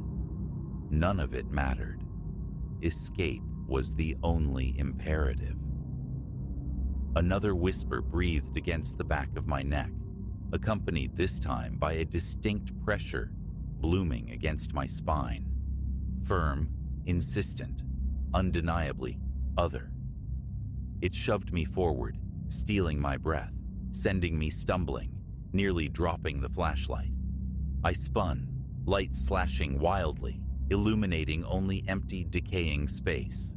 My throat constricted, coherent thought fractured, torn between the desperate need to breach the door and the primal urge to flee the unseen presence hounding me. My legs felt like water, my palms dripped. Retreating a few paces from the door, I gathered myself for another charge. Crashing into the wood, I heard a grinding sound, a protest from the frame. But still, it held. Catching my breath, I realized the whispers had ceased. Silence descended, broken only by my own ragged gasps and that incessant plink, plink, plink. I was shaking so violently the flashlight beam jittered across the walls like a trapped insect. Seeking purchase, I leaned a hand against the bed. The metal was glacial beneath my touch. Then, another push, harder this time, square in the center of my back. It knocked the wind from my lungs, slamming me against the bed frame. I gasped, scrambling away, flashlight beam sweeping frantically, chest heaving, cornered, trapped, hunted. How long did this purgatory last? Time stretched, became elastic, meaningless. It felt like hours. Periodic, desperate assaults on the door yielded nothing but bruises and exhaustion. The frantic pounding in my ears became a constant roar. My watch face glowed 12:15, then 12:20, then crawled to 12:30. Seconds dripped away as slowly as the phantom fool, each tick an eternity in the suffocating night. Finally, brute force seemed the only recourse. I aimed a vicious kick near the handle. The metal groaned, bent slightly, but the lock held. I swore, loudly this time, my voice a raw, alien sound in the confined space. Again and again, I kicked until a dull ache radiated up my leg. Sometime during this frenzy, I registered a change. The dripping had slowed, each drop now resonating with amplified clarity in the tense silence. Plink, plink. My nerves felt flayed raw. A shiver traced its icy path up my spine. The air grew denser still, heavy, pressing. A headache bloomed behind my eyes. Closing them, wishing this nightmare away, was a tempting surrender. But escape remained the only imperative. Forcing depleted muscles into action, I drew back for one final, desperate kick. A deep breath, then my foot struck wood directly beside the mangled handle. A sharp crack spider-webbed outwards. Hope surged. I threw my shoulder against the door. It gave, fractionally, then jammed anew. From the corridor beyond, a distinct sound arose, the rumble and squeak of a metal cart rolling on linoleum. "Hey!" I yelled, voice cracking with desperation. "I'm in here. Help!" The cart's progress seemed to falter, then fade into utter silence. I waited, straining my ears. Nothing. Deflated, I retreated towards the bed, sweeping the flashlight beam across the floor, seeking a loose tile, a hidden grate, any improbable avenue of egress. Dust motes danced in the beam, catching in my throat, triggering a racking cough. My lungs felt heavy, compressed. Bile rose in my throat. I swallowed it down, fighting for focus. Then, impossibly, a soft click echoed from the door mechanism. Quiet, almost subliminal, yet utterly distinct. I whipped around, flashlight beam locking onto the door. Heart lodged somewhere in my throat. I took a hesitant step forward, reached out, grasped the handle, turned. It moved freely. Pulling, the door opened an inch, then wider. I held my breath, half expecting it to slam shut again, propelled by unseen force. It remained open. Peering out, I saw the corridor bathed, not in darkness, but in the soft, diffuse gray light of dawn, filtering through the grimy, boarded windows. The oppressive atmosphere had vanished. I stepped out, turning instinctively to check my watch. Its hands were frozen. 12:30, the exact moment I'd first found myself locked in. Standing in the now familiar corridor, disorientation washed over me. Daylight rendered it mundane, merely dilapidated. The debris crunched underfoot as before, but the menace had evaporated. I turned back to the room I had just escaped. The numeric plate on the door was now utterly blank, smooth, as if the numbers had simply sloughed off like dead skin. Stepping back, I swept the flashlight beam around unnecessarily, trying to reconcile the terror of the night with the innocuous stillness of the morning. Cold sweat still clung to my collar. My heart hammered a residual rhythm of fear, but I was free. My phone, retrieved from my pocket, showed the time approaching 7:00 a.m. Hours had vanished, swallowed by the room, while my watch remained stubbornly fixed in its midnight moment. I fled that corridor, my legs unsteady, casting frequent glances over my shoulder. The rest of the hospital felt blessedly normal, just echoing silence and peeling paint.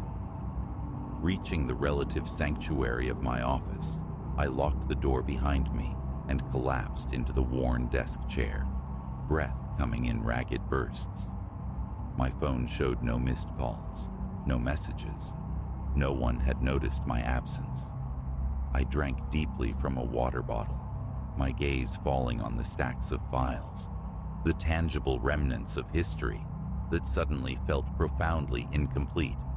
The experience felt utterly unreal, a fever dream. Yet the urge to document, to anchor the impossible in ink, was overwhelming. Grabbing pen and paper, my hand shaking, I poured out every detail: the rusted door, the weeping corridor, the skeletal bed, the phantom drip, the sibilant whispers, the unyielding lock, the terrifying pressure, the sudden, inexplicable release. My heart pounded throughout, a frantic echo of the night's terror. Finished, I noticed the watch still lying on the desk, its hands forever pointing to 12:30. Winding it, tapping it, proved futile. It remained frozen. I removed it from my wrist, leaving it there, a silent accusation. Outside, the distant sounds of morning traffic filtered in. Soon, the sparse daytime staff would arrive. Perhaps it was just exhaustion, my mind conjuring horrors from shadow and stress. But the memory of that firm push against my spine, the crushing weight on my chest, the relentless plink, plink, plink from an IV that wasn't there. These sensations defied rationalization. I never returned to that corridor. My contract as archivist concluded a few weeks later.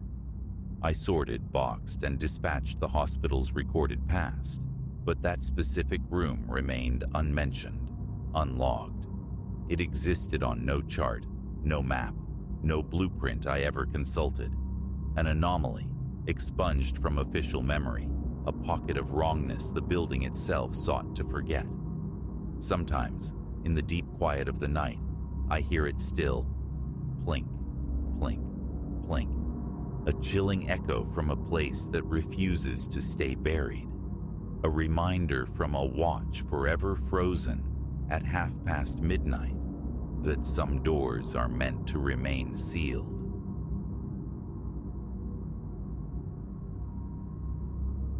Who could conceive of betrayal mirrored in their own eyes? Yet there I stood, transfixed before the looking glass, watching my likeness unspool into something alien, a shape utterly divorced from the man I knew myself to be. It began, mundanely enough, on a Tuesday. The day unfolded like any other. The hiss of the shower, the scrape of the razor, the minty foam of toothpaste. Routine. But haste gnawed at me. Lateness loomed. My grooming became a hurried affair. The mirror scarcely consulted. That's when the anomaly registered. A peripheral flutter, a motion asynchronous with my own.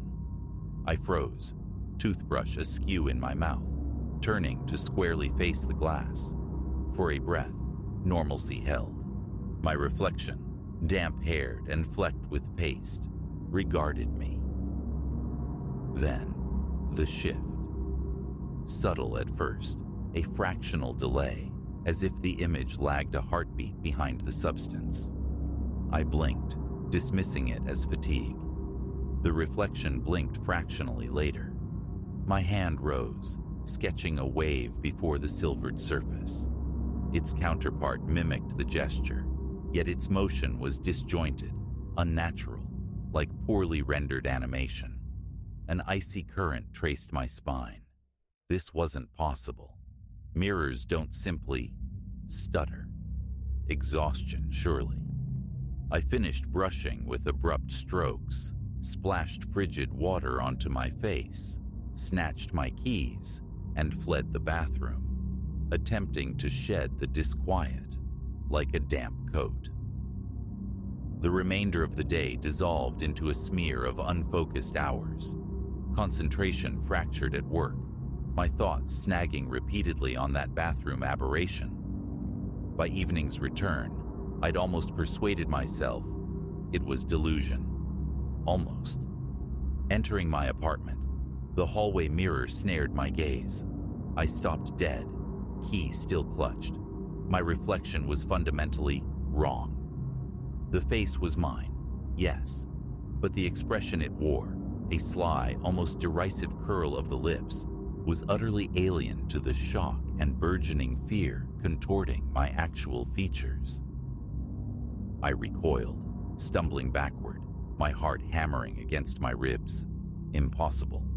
Mirrors don't behave this way. Reflections don't possess autonomy. Yet mine did. Paralyzed by a primal terror, I watched as the figure in the glass lifted its hand in a jaunty, amiable wave, a gesture grotesquely mismatched with my own petrified state. I bolted, ran without pause until the bedroom door slammed shut, the sound echoing in the sudden stillness. I collapsed onto the bed's edge, hands trembling, mind scrambling for purchase. Stress, I insisted internally, overwork, perhaps illness encroaching. A rational explanation had to exist. But a deeper certainty resonated. Something had gone profoundly awry with the mirrors. The ensuing days bled into a waking nightmare. Avoidance became my strategy, yet reflective surfaces ambushed me everywhere. The car's rear view, the slick sheen of windows, the polished chrome of appliances. Each glance risked revealing a reflection subtly or drastically incorrect. Sometimes, a mere distortion warped my features. Sometimes, movements remained jarringly out of sync. Once, passing a shopfront, my mirrored self strolled nonchalantly in the opposite direction, glancing back over its shoulder with a chilling, knowing grin. Excursions dwindled to bare necessity. Sheets shrouded every mirror in my apartment. Tape obscured my phone's forward-facing lens. Futile gestures. The wrongness seeped in, a pervasive stain warping the edges of perception. Sleep offered no sanctuary. Closing my eyes conjured only that distorted visage, its smile utterly wrong. Sanity frayed. Was this madness? Was any of it tangible? After a week suspended in this liminal horror, endurance crumbled. Answers were imperative, understanding vital. Thus, defying every instinct that screamed retreat, I resolved to confront it. I stood before the bathroom mirror, knuckles white where I gripped the sink's cool porcelain. With a trembling hand, I reached up, slowly drawing away the concealing sheet. For a protracted moment, stillness reigned. My reflection regarded me, pale, gaunt, underscored by the dark smudges of sleeplessness. Normal, ordinary, mere reflection. Then, the rupture.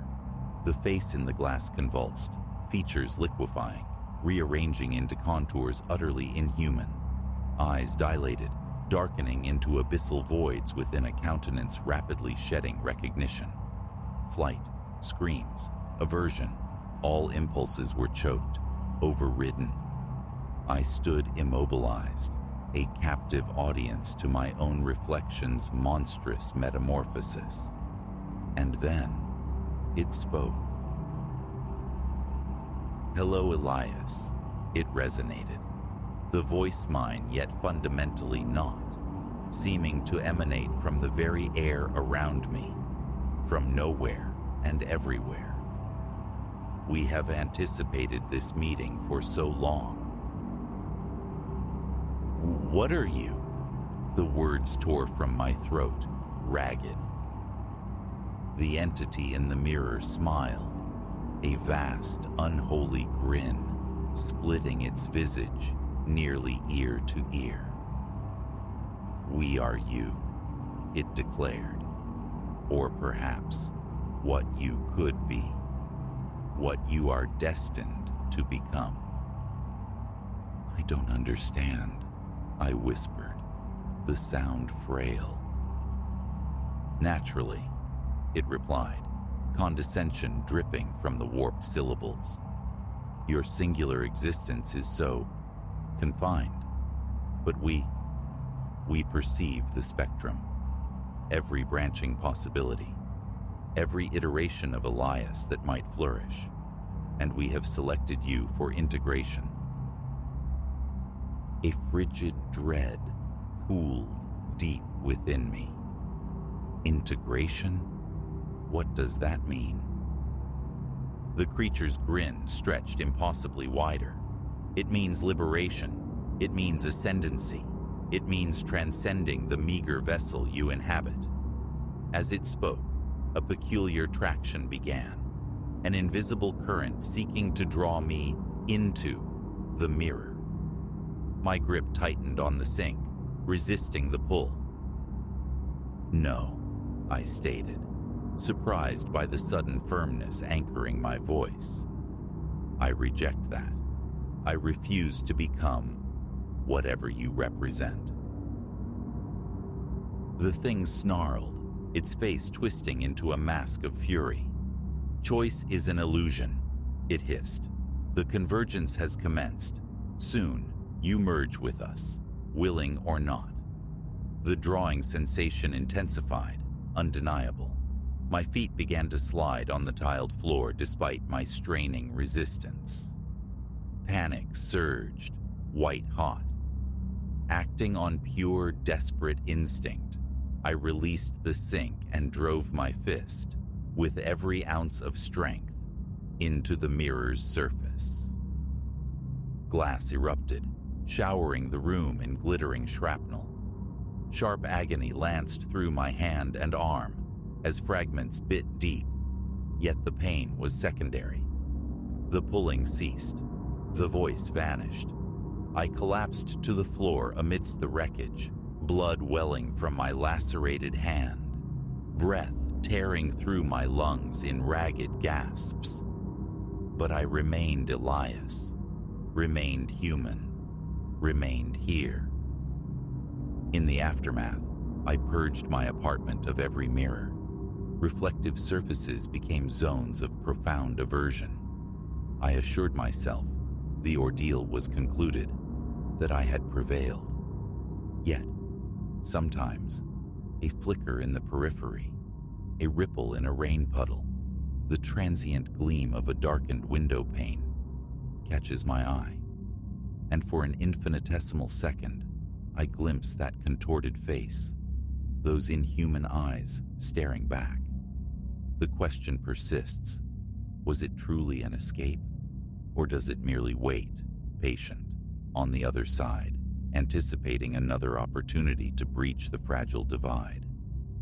Answers elude me. I know only this. My own reflection is forever tainted, a reminder that the most terrifying specters are sometimes those gazing back from the depths of the glass.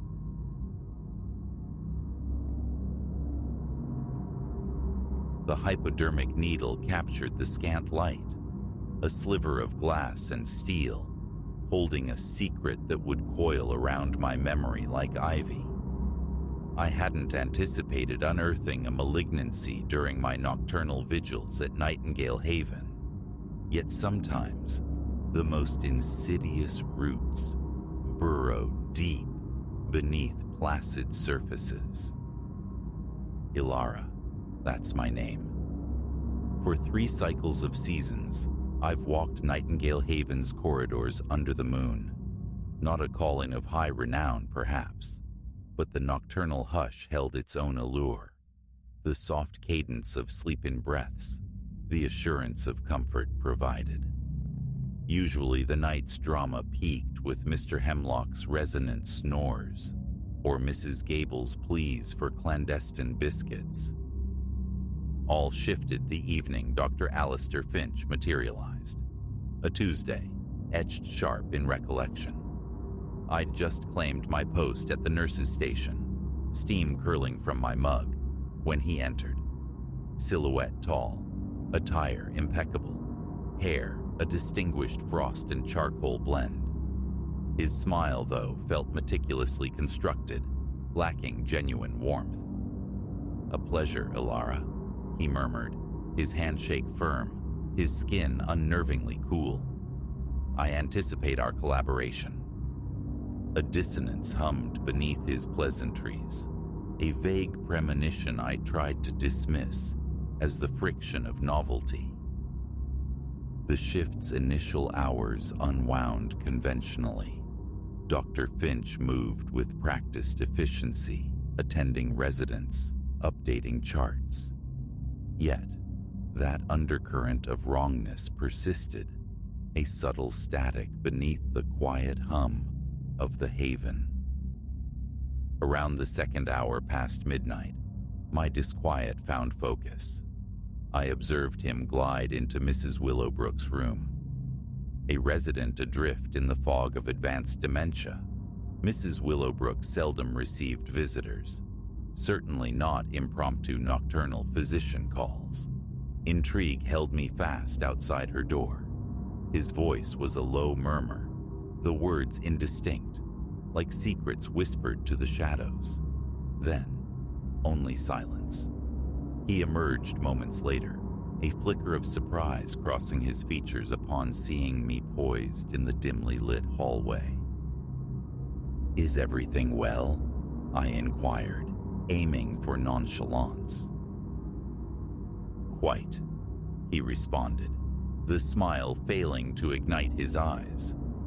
"Just a standard assessment." Mrs. Willowbrook seemed agitated. I administered a mild soporific. I offered a nod, but unease coiled tighter within me. Our procedures for medication, particularly with cognitively impaired residents, were stringent, sacrosanct. No prior mention of Mrs. Willowbrook's restlessness had reached me. In the nights that followed, Dr. Finch became the object of my covert scrutiny. A disturbing pattern crystallized. His attention lingered on specific residents, invariably elderly, often isolated, with scarce familial ties. Post-visitation, these individuals plunged into unnaturally profound slumber, a stillness that felt less like rest and more like surrender. My mind scrabbled for logical explanations, perhaps heightened diligence towards the most frail. But the insistent thrum of intuition refused to be silenced. The tension fractured roughly a week after Finch's arrival. The clock showed 3 a.m., the hour when the world outside slept deepest. A disturbance erupted from Mr. Sterling's room, not a loud crash, but muffled sounds of struggle. Mr. Sterling, though 85, possessed a mind still keen, a recent addition to our haven. Expecting a fall or nightmare, I hurried towards the sound. The scene stopped my breath. Dr. Finch angled over Mr. Sterling's bed, a gleaming syringe poised in his hand. Mr. Sterling, lucid, fought feebly against the doctor's restraint, his thin arms pushing against an immovable force. "What is happening here?" My voice, sharp with adrenaline, cut through the quiet. Finch straightened, his expression shifting instantly to one of professional solicitude, a mask snapping into place. Mr. Sterling experienced some cardiac distress. I was preparing a mild sedative to ease him. But Mr. Sterling's gaze screamed a different narrative, wide with terror, a silent, desperate appeal directed solely at me. "I can manage from this point, Doctor," I stated, my tone steadier than the tremor in my hands. "Perhaps you could check the other residents?" A beat of hesitation, a flicker in his calculating eyes. Then he acquiesced, tucking the syringe away with unnerving smoothness before exiting.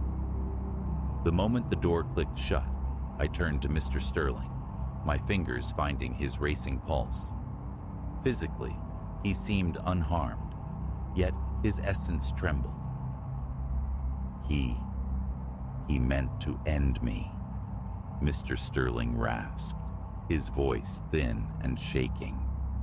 Called it liberation from pain. Whispered it was for my own good. But I'm not in pain, Ilara. I don't wish to leave. Ice traced my spine. I offered what reassurance I could, patting his frail hand, while my thoughts spun chaotically. Could it be true? Was Finch deliberately extinguishing lives under the guise of care? The implications were monstrous, yet, armed only with suspicion and the testimony of an elderly, understandably agitated patient, approaching the administration felt perilous, a leap into a void. The following nights transformed me into an unwilling investigator within my own workplace. I meticulously logged Finch's nocturnal itinerary, which rooms he entered, the duration of each clandestine visit. I risked glances at his charting, finding subtle, chilling incongruities between his documented actions and my observations. The true horror, however, surfaced when I examined the mortality records with a newly critical eye. Since Dr. Finch's tenure began scarcely a month prior, the frequency of deaths within Nightingale Haven had almost doubled. Each passing was officially attributed to natural causes: cardiac arrest, cerebrovascular events, pneumonia, all tragically commonplace in such an environment. Yet, a cold certainty settled in my gut. Every single deceased resident had been under Dr. Finch's particular, recent attention. Action was imperative, yet fear held me captive, a cold hand gripping my heart. If my suspicions were valid, I was confronting a systematic killer cloaked in respectability. If mistaken, my professional life, my very livelihood, lay in ruins. The culmination arrived on a rain-lashed Thursday night, the windows weeping streaks against the darkness. I was in the dispensary, the small room smelling faintly of antiseptic, verifying dosages under the stark fluorescent light, when the latch clicked behind me. I spun around. Dr. Finch stood framed in the doorway, that unnervingly flawless smile fixed upon his lips, incongruous against the sterile backdrop. Ilara. His voice was velvet over steel. I believe a conversation is overdue. My pulse hammered against my ribs, a frantic drumbeat in the sudden suffocating silence. Of course, Doctor. Regarding. I managed, striving for composure I did not feel. He stepped inside, securing the door with a soft, definitive click, severing my escape route. The small room felt instantly smaller, charged with menace. I think you are quite aware. You've been observing me, haven't you? Probing into matters best left undisturbed. A dry swallow. My gaze flickered uselessly towards the blocked door. I'm not sure I follow.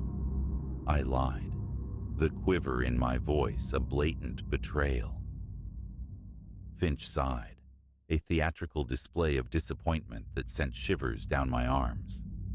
I held such optimism for you, Ilara. I imagined you might grasp the necessity, the elegance of our work here. It is a mercy, truly. These souls, they linger in suffering, caught in the twilight. We offer release. By murdering them? The revulsion was stark in my tone, raw and unfiltered. That judgment isn't ours to make. Our charge is care, compassion, not assuming the mantle of God. His eyes went glacial, the facade of benevolence dissolving completely, revealing something cold and hard beneath. I feared you might perceive it thus, a profound pity. You were a competent nurse, Ilara. His hand dipped into his pocket, emerging with a syringe, the needle catching the overhead light. A wave of cold dread washed over me. It was identical to the one intended for Mr. Sterling. Do not fret, he murmured, advancing slowly, his movements deliberate, predatory. There will be no pain, merely sleep, drifting into permanence.